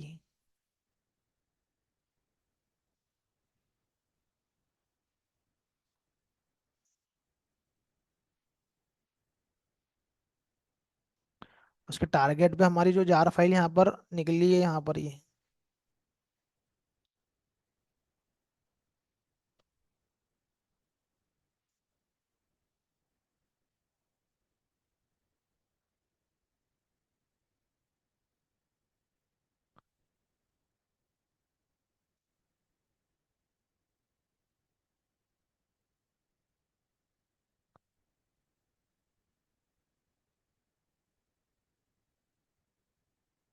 मेरा टारगेट फोल्डर है। मेरा एप्लीकेशन के लेवल पे यहाँ पर मेरा जार फाइल निकला है मेरा यहाँ पर ये।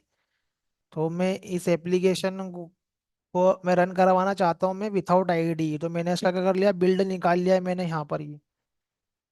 तो मुझे जार फाइल को एग्जीक्यूट करना पड़ेगा, ये मेरी एग्जीक्यूटेबल जार फाइल है ये एग्जीक्यूट होती है एक्चुअली में ये।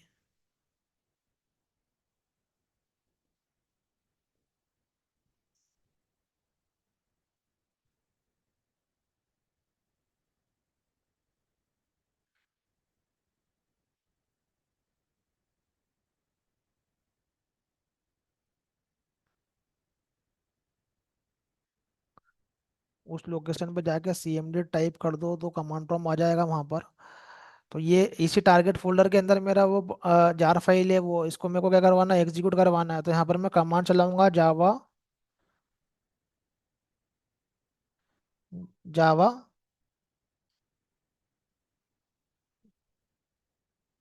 जार।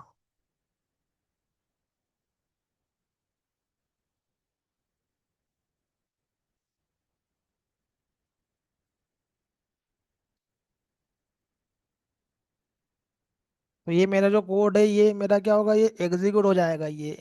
अभी ये आईडी के बिना नहीं हो रहा, ये मेरा एग्जीक्यूटेबल जार फाइल है ये। तो ये मेरा जो कोड है वो एग्जीक्यूट होगा ये। तो यहाँ पर देखो ये मेरा कोड ये एग्जीक्यूट हुआ ये। तो रियल टाइम में हम लोग क्या करते हैं, आर्टिफैक्ट जो रहता है हमारा एक्चुअल में एप्लीकेशन का हम लोग पैकेजिंग करते हैं और उसको शेयर करते हैं अलग अलग एनवायरनमेंट के लिए। तो जब तक लोकली डेवलप कर रहे हो तो सब हम क्या कर सकते हैं, मैनुअली हमारे सिस्टम पे आईडी हमारी हेल्प करेगा एग्जीक्यूट करने के लिए। आईडी नहीं भी करेगा तो फिर लोकल लेवल पे इस तरीके से चलाओ कमांड को यहाँ पर, या फिर लोकली सर्वर के ऊपर एक्सटर्नली सर्वर के ऊपर डिप्लॉय करो। ये अभी तो सब कुछ एम्बेडेड है तो कोई प्रॉब्लम नहीं है, लेकिन एम्बेडेड नहीं होता एक्सटर्नली यदि हम लोग यूज़ करते हैं फिर ये बिल्ड को उठा उठा के लोकल के सर्वर पे हमको प्लेस करना पड़ता है ये। सर्वर ने मैंने एक्सप्लेन किया है काफ़ी ये। तो यहाँ पर जो है ये यहाँ पर देख लो अभी ये मेरे लोकल लेवल पे सब कुछ चल रहा है यदि ये, तो सब कुछ ठीक है ये डेटाबेस को पॉइंट आउट कर रहा है यहाँ पर, ये मुझे कमांड बेस ने बताया यहाँ पर ये। तो ये मेरे जो भी विंडो के लेवल पे जो भी रिसोर्सेज यूज हो रहे हैं यदि वो कॉन्फ़िगरेबल है यहाँ पर ये, तो यहाँ पर प्रॉपरली वर्क करेंगे भी ये। कोई प्रॉब्लम नहीं है उसमें ये। अब हम क्या करेंगे, ये यही एप्लीकेशन हमारा जो है वो रन हो रहा है।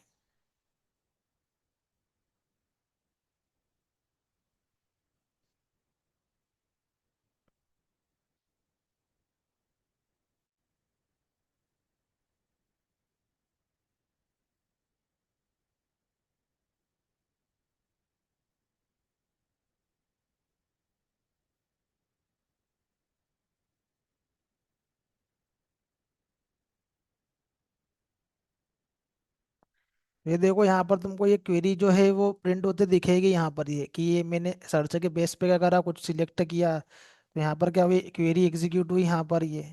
तो जो जो भी मैं ऑपरेशन करूंगा ये सर्वर के लेवल पे दिखते हैं ये। तो एक्चुअली में रियल टाइम सिस्टम पे ऐसे ही क्या ब्लैक स्क्रीन स्क्रीन को देखना पड़ता है तुमको, सर्वर चल रहा है या नहीं चल रहा है, इसके अंदर के जो भी लॉग है वो देखना पड़ता है, आगे हम बात करेंगे उसमें ये। तो ये जो भी एग्जीक्यूशन होगा यहाँ पर वो हमको सर्वर के लेवल पे क्या करेगा, यहाँ पर शो होगा ये। तो हमको अल्टीमेटली क्या चलाना है, यहाँ पर बिल्ड को चलाना है। तो अब हमारा हम होगा डेवलपमेंट करते करते टेस्ट कर रहे हैं अभी, लेकिन ऐसा एप्लीकेशन के लेवल पे हमको क्या करना पड़ता है, पैकेजिंग करना पड़ती है, इसको हम बोलते हैं पैकेजिंग करना। तो in the form of jar file या वॉर फाइल हम लोग क्या करते हैं, पैकेजिंग करते हैं। तो ये अभी का हमारा जो सिस्टम है, हम लोग यहाँ पर सब कुछ चला रहे हैं, हमारा जो कोड है यहाँ पर चल रहा है और यहाँ पर हम लोग टेस्ट कर रहे हैं ये। तो तुम्हारे सिस्टम के ऊपर जहाँ पर तुम कर रहे हो, तो तुमने यहाँ पर क्या करके रखा, जावा का इंस्टॉलेशन करके रखा हुआ है। बहुत अच्छे जावा का इंस्टॉलेशन तुमने करके रखा हुआ है इधर से। फिर एम्बेडेड सर्वर, एम्बेडेड डेटाबेस है तो ठीक, नहीं तो हमको यहाँ पर क्या करना पड़ता है, एक्सटर्नल सर्वर को इंस्टॉलेशन करना पड़ता है अलग से। या फिर एक्सटर्नल डेटाबेस का यूज़ करते हैं तो उसको भी इंस्टॉलेशन करना पड़ता है हमको, या माई का या ओरेकल का। कुछ लोगों ने मुझे सेंड किया डॉक्यूमेंट, उन लोगों ने माई यूज़ किया हुआ है, वो वाला कॉन्फ़िगरेशन हमको यूज़ करना पड़ेगा यहाँ पर ही। तो यहाँ पर हमको इंस्टॉलेशन यहाँ पर करना पड़ता। अभी हमारा जो पोस्टमैन है हमारे सिस्टम पे इंस्टॉलेशन है ये। तो स्वेगर जो है वो हमारे सिस्टम, स्वेगर तो एक तरीके से ब्राउज़र है, तो उसमें कोई प्रॉब्लम नहीं, उसको इंस्टॉलेशन करने की ज़रूरत नहीं पड़ती है। तो ये क्या है कि हमारे सिस्टम पे क्या हो रहे हैं, ये रन हो रहे हैं यहाँ पर ये, और यहाँ पर रन हो रहे हैं, और यहाँ पर क्या हो रहे हैं, वो टेस्ट हो रहे हैं यहाँ पर ये। बट एक्चुअली में इस तरीके से तो नहीं, हमको हमारे सिस्टम पे तो एप्लीकेशन को रन करवाना नहीं है ये। तो हमारे एप्लीकेशन का हमको बनाना पड़ेगा, पैकेज करना पड़ेगा, जिसको हम लोग बोलते हैं आर्टिफैक्ट, या उसका पैकेज करना, या उसको हम लोग बोलते हैं बिल्ड करना। तो ये हमारा क्या हुआ, ये बिल्ड प्रिपेयर हुआ।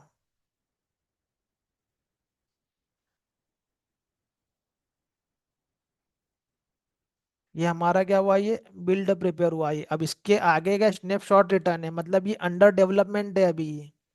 तो बार बार जब तक के प्रोजेक्ट अंडर डेवलपमेंट रहेगा, उसके आगे स्नैपशॉट रहेगा, जब वो रिलीज हो जाएगा उसके अंदर जो हम लोग टारगेट करेंगे जो फंक्शनलिटी का, with in month, with in 3 month, with in 6 month, quarterly, half yearly या ईयरली, तो हम लोग उसके बेस पे क्या करते हैं, डिलीवर करते। तो यहाँ पर स्नैपशॉट हट ही आता है, और यहाँ पर उसका जो भी क्वार्टरली के हिसाब से जो भी वर्जनिंग है वो हम उसको मेंटेन करते हैं, आगे बात करेंगे हम उसको किस तरीके से वर्जनिंग करते हैं ये।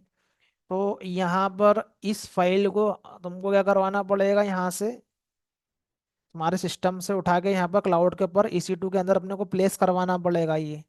यहाँ पर इस फाइल को यहाँ से हम लोग क्या करेंगे, यहाँ पर उसको प्लेस करवाएंगे, इस पर्टिकुलरली जार फाइल को अभी तुम्हारे सिस्टम पर है, इसको यहाँ पर हम उसको प्लेस करवाएंगे ये। तो ऐसी तो प्लेस हो नहीं जाएगी ये।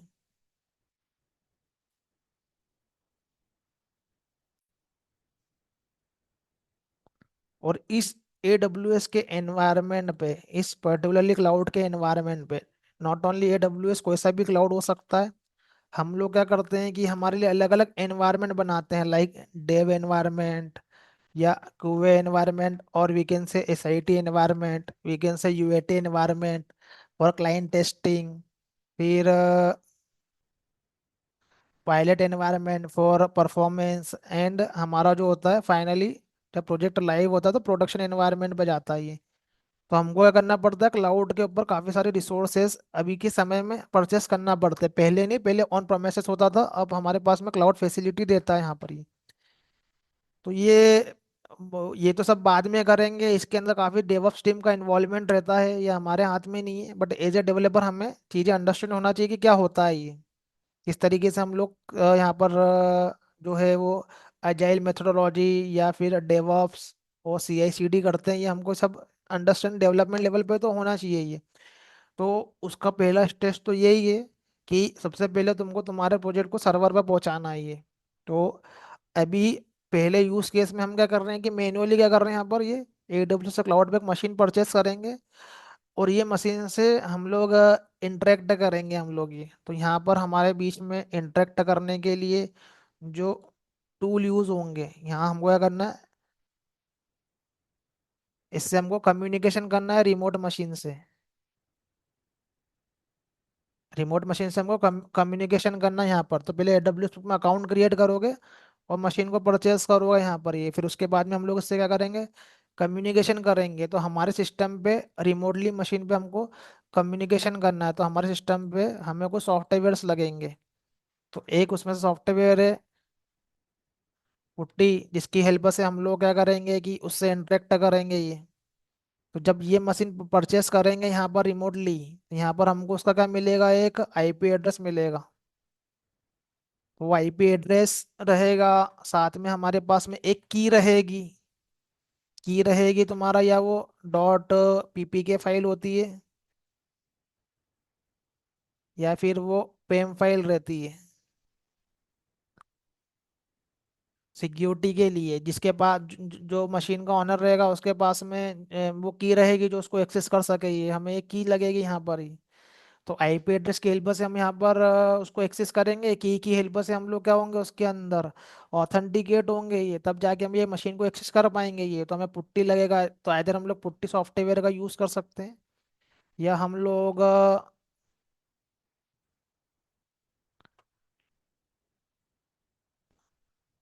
मोवा एक्सट्रीम सॉफ्टवेयर का यूज कर सकते हैं। जिससे कि हम लोग क्या करेंगे, कनेक्शन क्या करेंगे, रिमोटली कनेक्शन लेंगे। अभी अब खुद का मशीन नहीं है, अब हमको रिमोटली कनेक्शन लेना है हमको ही।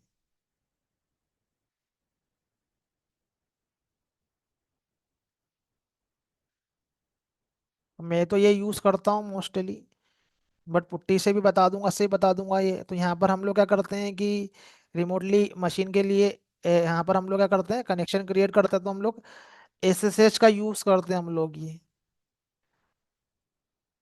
SSH प्रोटोकॉल का यूज करते हैं। तो हम क्या करते हैं, रिमोटली कनेक्ट होते हैं। तो हमको यहाँ पर क्या करना पड़ता है कि यहाँ पर IP एड्रेस डालना पड़ता है, और उस सिस्टम का यूज़र डालना है हमको, या हमारे पास में जो है उसके लिए की जो रहेगी, एक हमको हमारे लिए की डाउनलोड होगी, वो हमको डालना है, ताकि हम लोग उस पर ऑथेंटिकेट हो सके। तो जो जो भी इसको ऑथेंटिकेट करेगा उसके पास में वो की होना चाहिए।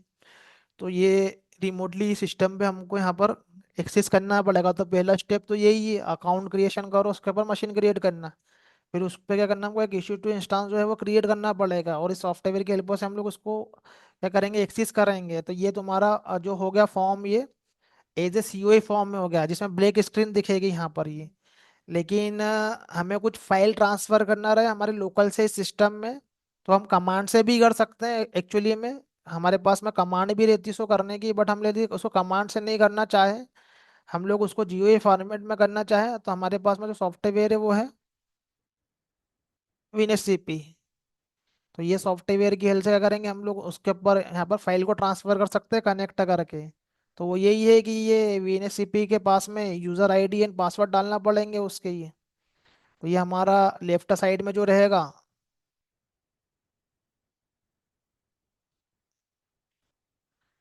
वो हमारा सिस्टम का जो फाइल सिस्टम है वो बताएगा वो ये। और राइट साइड में जो रहेगा वो हमारे पास में हम लोग रिमोटली जिससे हम लोग कनेक्ट करेंगे, हम लोग उसका फाइल सिस्टम बताएंगे यहाँ पर राइट साइड में ये। तो लेफ्ट साइड में रहेगा वो हमारा लोकल सिस्टम रहेगा। तो हो सकता है कि हमारा जो लोकल सिस्टम रहे वो किसका रहेगा, वो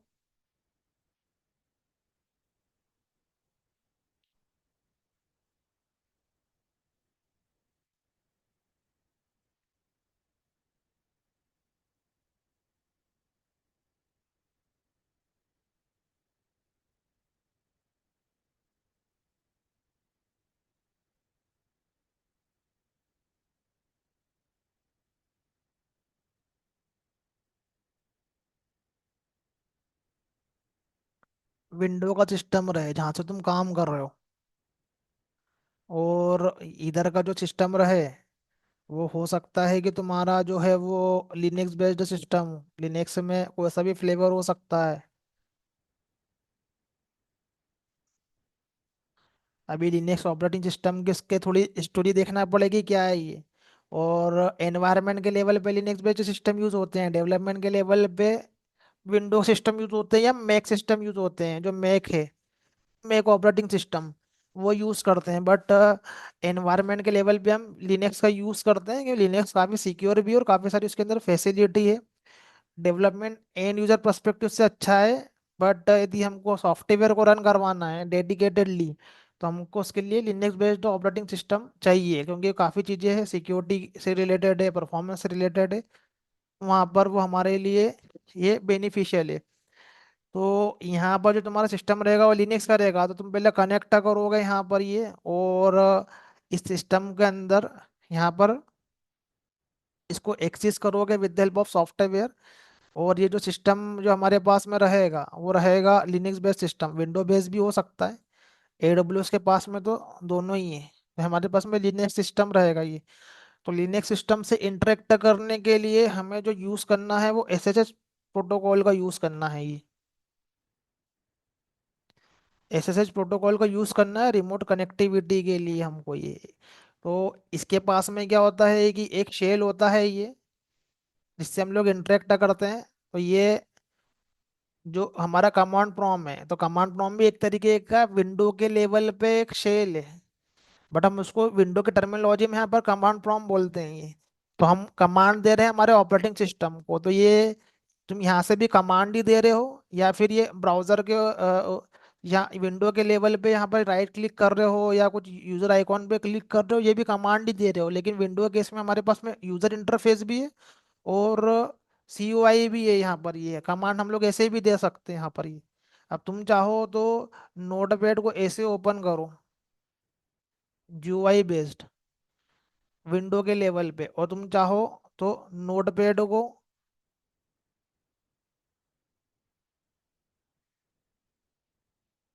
ये कमांड प्रॉम्प्ट की हेल्प से भी क्या कर सकते हो, ओपन कर सकते हो। तुमको क्या देना पड़ेगी, कमांड देना पड़ेगी, स्टार्ट नोटपैड डालोगे यहाँ पर, तो भी क्या हो जाएगा हमारे पास में ये विंडो के लेवल पे एक नोटपैड क्रिएट हो जाएगा हमारे पास में ये।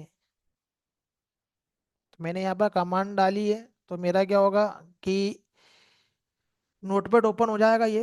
तो ये मेरा क्या हो गया, नोटपैड ओपन हो गया, कमांड मैंने यहाँ पर डाली, तो बात वही है, नोटपैड ही ओपन हो रहा है। बट जस्ट हम क्या कर रहे हैं कि ऑपरेटिंग सिस्टम को कमांड दे रहे हैं यहाँ पर ये। तो विंडो को यूजर इंटरफेस से रिलेटेड भी चलाना है और हमारे बहुत सारे सॉफ्टवेयर भी चलाना है, तो एज कंपेयर ये विंडो का स्लो होगा, और लिनक्स का जो सिस्टम रहेगा डेडिकेटेडली वो हमारे लिए हमारी एप्लीकेशन को ही रन करेगा वो ये। और वो हम लोग उस पर जस्ट कमांड ही कमांड देंगे, वहाँ यूजर इंटरफेस कुछ नहीं दिखने वाला है ये। तो वहाँ पे इतने रिसोर्स कंजप्शन भी नहीं लगेंगे कि हमको बहुत सारी चीज़ें चलाना पड़ रही है, तो एप्लीकेशन का थोड़ा परफॉर्मेंस फास्ट रहेगा यहाँ पर ये। और ये डिपेंड करेगा कि हम कितने हार्डवेयर कॉन्फ़िगरेशन क्या लेते हैं, कितना हमारा रैम है, कितना हमारा हार्ड डिस्क है, कितना हमारा हार्ड डिस्क को बोलते हैं ईबीएस एडब्ल्यूएस की टर्मिनोलॉजी में ये। फिर एक कितना हमारा नेटवर्किंग की बैंडविड्थ है, कितना आईओपीएस है, इंटरनली काफ़ी सारी टर्मिनोलॉजी होती है जब हम लोग क्लाउड बेसिस हार्डवेयर लेते हैं। फिर उसके बाद में लिनक्स का सिस्टम लेने के बाद में हमको यहाँ पर माइट भी अपडेट करना पड़ेगा, ताकि हम लोग नया उसके अंदर जो भी अपडेशन है उसको कर सके ये। तो कुछ विंडो के अपडेट आते हैं, कुछ लिनक्स के अपडेट आते हैं ये। तो वो अपडेशन हमको करना है, हमारे ऊपर डिपेंड करता है, बस थोड़े थोड़े समय में हम लोग अपडेट करते हैं ये। तो अपडेट करने के बाद में ये सब जो सॉफ्टवेयर जो है ये, वो यहाँ भी चाहिए हमको, जावा का सॉफ्टवेयर चाहिए। तो जिस वर्जन का जावा चला रहे हैं उस वर्जन का जावा चाहिए। फिर कभी अभी तो हम एम्बेडेड यूज कर रहे हैं, यदि एक्सटर्नल यूज करते तो टॉमकेट उस सर्वर पे चाहिए होता हमको ये। फिर डेटाबेस है तो डेटाबेस चाहिए रहेगा, तो हो सकता है कि डेटाबेस हम लोग यहाँ पर नहीं चल रहा है, डेटाबेस के लिए हम लोग कोई अलग से मशीन ले लें, उसके ऊपर डेटाबेस इंस्टॉलेशन करें, सब कुछ एक ही जगह पे प्लेस नहीं कर देना है।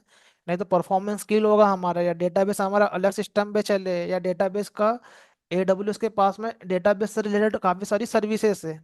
तो स्ट्रक्चर डेटाबेस के लिए हमारे पास में हमारे पास में इसकी सर्विसेज है, उसको हम लोग बोलते हैं आरडीएस।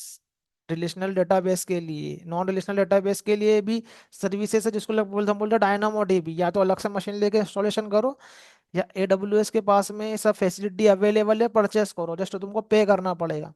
तो अभी के लिए तो हमें एटलीस्ट जावा का इंस्टॉलेशन चाहिए, टॉमकैट का इंस्टॉलेशन चाहिए, और मेवन का इंस्टॉलेशन की जरूरत पड़ेगी नहीं, बिकॉज अभी हमारे ये जार के अंदर सब कुछ है, बाद में हमें बहुत सारी चीजें चाहिए रहेगी ये। तो इसमें हम लोग जस्ट सिंपल सा हमारा जो एप्लीकेशन है उसको हम लोग क्या करेंगे, रन करवाएंगे यहाँ पर ये। तो ये जो तुम्हारा ये वाला जो बिल्डर रहेगा ये, जिसके अंदर सब कुछ एम्बेडेड है, तो वो कहाँ पर जाएगा तुम्हारा ये, इसके अंदर मुझे एक लोकेशन पे पहुंचाना पड़ेगा। इसके अंदर मुझे एक लोकेशन पे पहुंचाना पड़ेगा। तो वो ये जो जा रहे हैं, मैं इसके अंदर एक लोकेशन पे पहुंचाऊंगा मैं ये, तो वो लोकेशन क्या होती है, लिनक्स बेस्ड ऑपरेटिंग सिस्टम का हमें फाइल लोकेशन अंडरस्टैंड करना पड़ता है। अब जावा के यहाँ पर तुम जावा इंस्टॉलेशन करते हो विंडो में, तो वो कॉमनली सी के प्रोग्राम फाइल में जाता है, लेकिन लिनक्स बेस्ड सिस्टम में ऐसा नहीं है, उसका फाइल हिरार्की अलग है, वो सिस्टम अलग है यहाँ पर ये। फिर जहाँ पर हमारे पास में यहाँ पर ड्राइव होती है, लाइक कि हमारे पास में ये सी है, ये डी है, ये ई है। लेकिन लिनक्स के पास में क्या है, ये रूट फोल्डर है, जो कुछ होगा वो इस लिस्ट से हमको क्या करना पड़ेगा, आइडेंटिफाई करना पड़ेगा ये। और इसकी ये सबसे टॉप पे ही रहेगा, इसके चाइल्ड पे क्या रहेंगे, अलग अलग फाइल सिस्टम की हायरार्की रहेगी। तो जहाँ पर कोई चीज़ डाउनलोड करते हैं तो कहाँ जाती है, जहाँ पर इंस्टॉलेशन करते हैं तो कहाँ जाती है, कोई कॉन्फ़िगरेशन फाइल है तो कहाँ जाती है, वो क्या होती है, इसके अंदर हमको अलग अलग अंडरस्टैंड करना पड़ती है। इसलिए रियल टाइम एप्लीकेशन में काम करने के लिए लिनक्स की बेसिक कमांड का नॉलेज जरूरी है।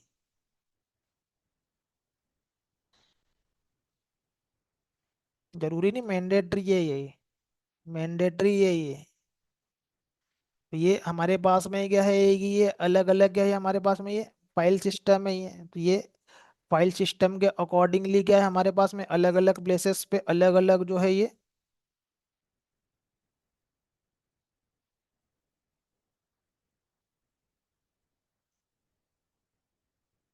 यहाँ पर ये हमारे पास में फाइल जाएगी यहाँ पर ये। तो हमारे पास में क्या है कि ये जो जार फाइल है उसको हम लोग किसी ना किसी लोकेशन पे हम लोग सेंड करेंगे ये। तो यहाँ पर जो एक्चुअल में लोकेशन रहती है हमारी, ये ओपीटी रहती है यहाँ पर ये। इस लोकेशन पे हम लोग क्या करते हैं, उसको वहाँ पर पुट कर देते हैं अपना एक फोल्डर बना के। तो क्या होगा कि तुम्हारा एक यहाँ पर जो यूज़र होगा रिमोटली सर्वर पर, एक रूट यूज़र होगा जो कि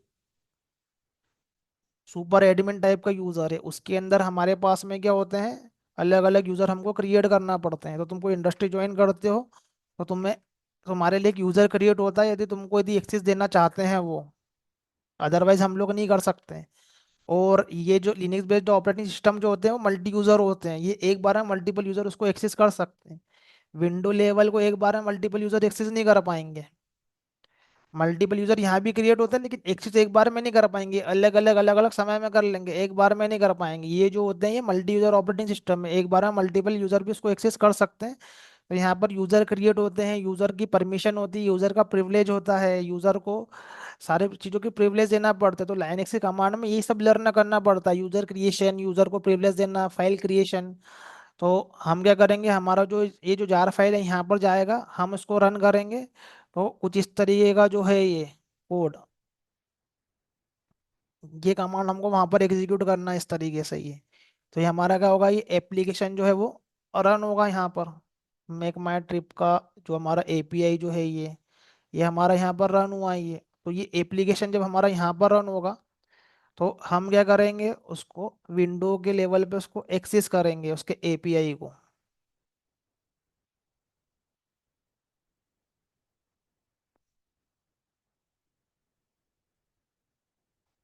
विंडो के लेवल पे हम क्या करेंगे, उसके एपीआई को एक्सेस करेंगे यहाँ पर ये। तो अब जो तुम्हारा यहाँ पर जो स्वेगर का जो एपीआई जो है ये, अब यहाँ पर तुम्हारा इसका आईपी एड्रेस हो जाएगा चेंज। उसका आईपी एड्रेस जो वहाँ से मिलेगा वाला आईपी एड्रेस हमको क्या करना पड़ेगा, यहाँ पर डालना पड़ेगा ये। तो अब हमारा जो रिस्पॉन्स आएगा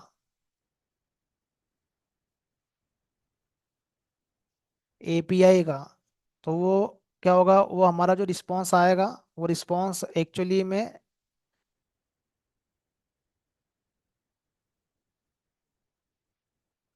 वो रिमोट सर्वर से आएगा। वो हम हमारे ब्राउजर पे तो देखेंगे लोकल के, लेकिन आएगा कहाँ से? वो रिमोट सर्वर से आएगा, वो हमारा जो रिस्पॉन्स है वो। अब हो सकता है कि तुम्हारा जो ये वाला जो मशीन जो है ये, वो यूएस एनवायरनमेंट में हो। अब घर का सिस्टम नहीं है। अब ये हो सकता है यूएस रीजन में हो ये। तो AWS क्लाउड के क्या होते हैं, यहाँ पर रीजन होते हैं।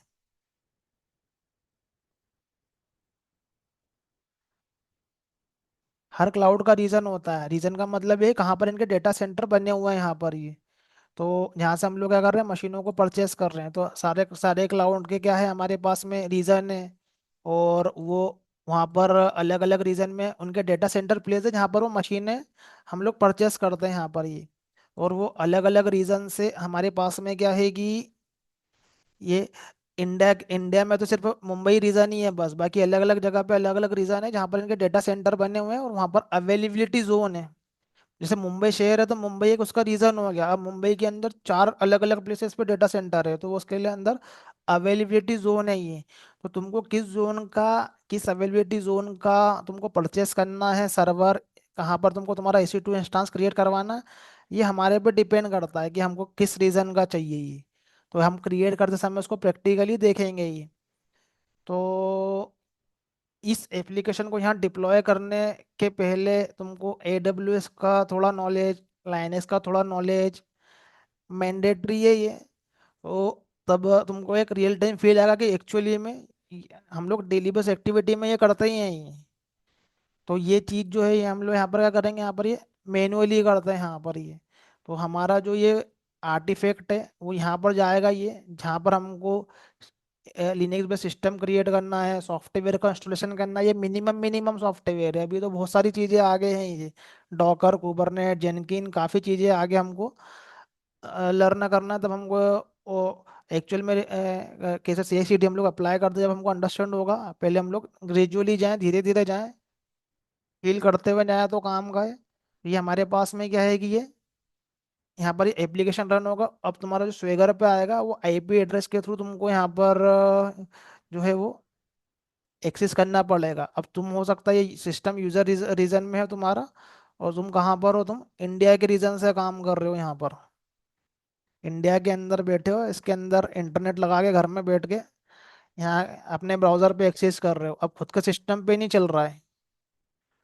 अब पहला वाला सिनेरियो नहीं है, अब दूसरा वाला सिनेरियो है। तो दूसरे वाले सिनेरियो पे जाने के पहले AWS आ गया, लिनक्स आ गया है, कुछ सॉफ्टवेयर बीच में आ गए हैं, कुछ कमांड आ गई है बीच में, कुछ इम्पोर्टेंट कमांड लाइनक्स की आ गई है हमारे पास में बीच में ये, अंडरस्टैंडिंग आ गई है। थिंकिंग पावर थोड़ा सा चेंज करना पड़ेगा इसके लिए यहाँ पर ये। तो हम लोग नेक्स्ट वाले सेशन में मैं करके बताऊंगा इसको कैसे करते हैं ये। फिर सेम चीज़ अप्लाई करेंगे अदर प्रोजेक्ट में, और चीज़ अप्लाई करेंगे अदर प्रोजेक्ट में, फिर इसी चीज़ को हम लोग फ्यूचर में ऑटोमेशन से कर देंगे ये। तो ये सब काम जो होगा वो ऑटोमेटिकली होगा। कॉपी पेस्ट भी हमको नहीं करना है। गिट जेनकिन सब इंटीग्रेट करेंगे तो हम लोग इसके अंदर CI/CD अप्लाई कर देंगे ये, तो चीज़ें ऑटोमेटिकली होगी ये। बट पहले मैनुअली कर लें, उसके बाद ऑटोमेटिकली कर लेंगे। बट मैनुअली कर लें वो करेंगे तो हमको ऑटोमेटिक करने के एडवांटेज समझ में आएंगे। तो ये हम लोग देखते हैं नेक्स्ट क्लास में ये। तो उससे रिलेटेड कोड में जो है मैं आज आज मैं पुश कर दूंगा मैं। प्रैक्टिस करो, विजुलाइज करो और पूछो जितना हो सकता है, क्योंकि ये सब करना है इंडस्ट्री में।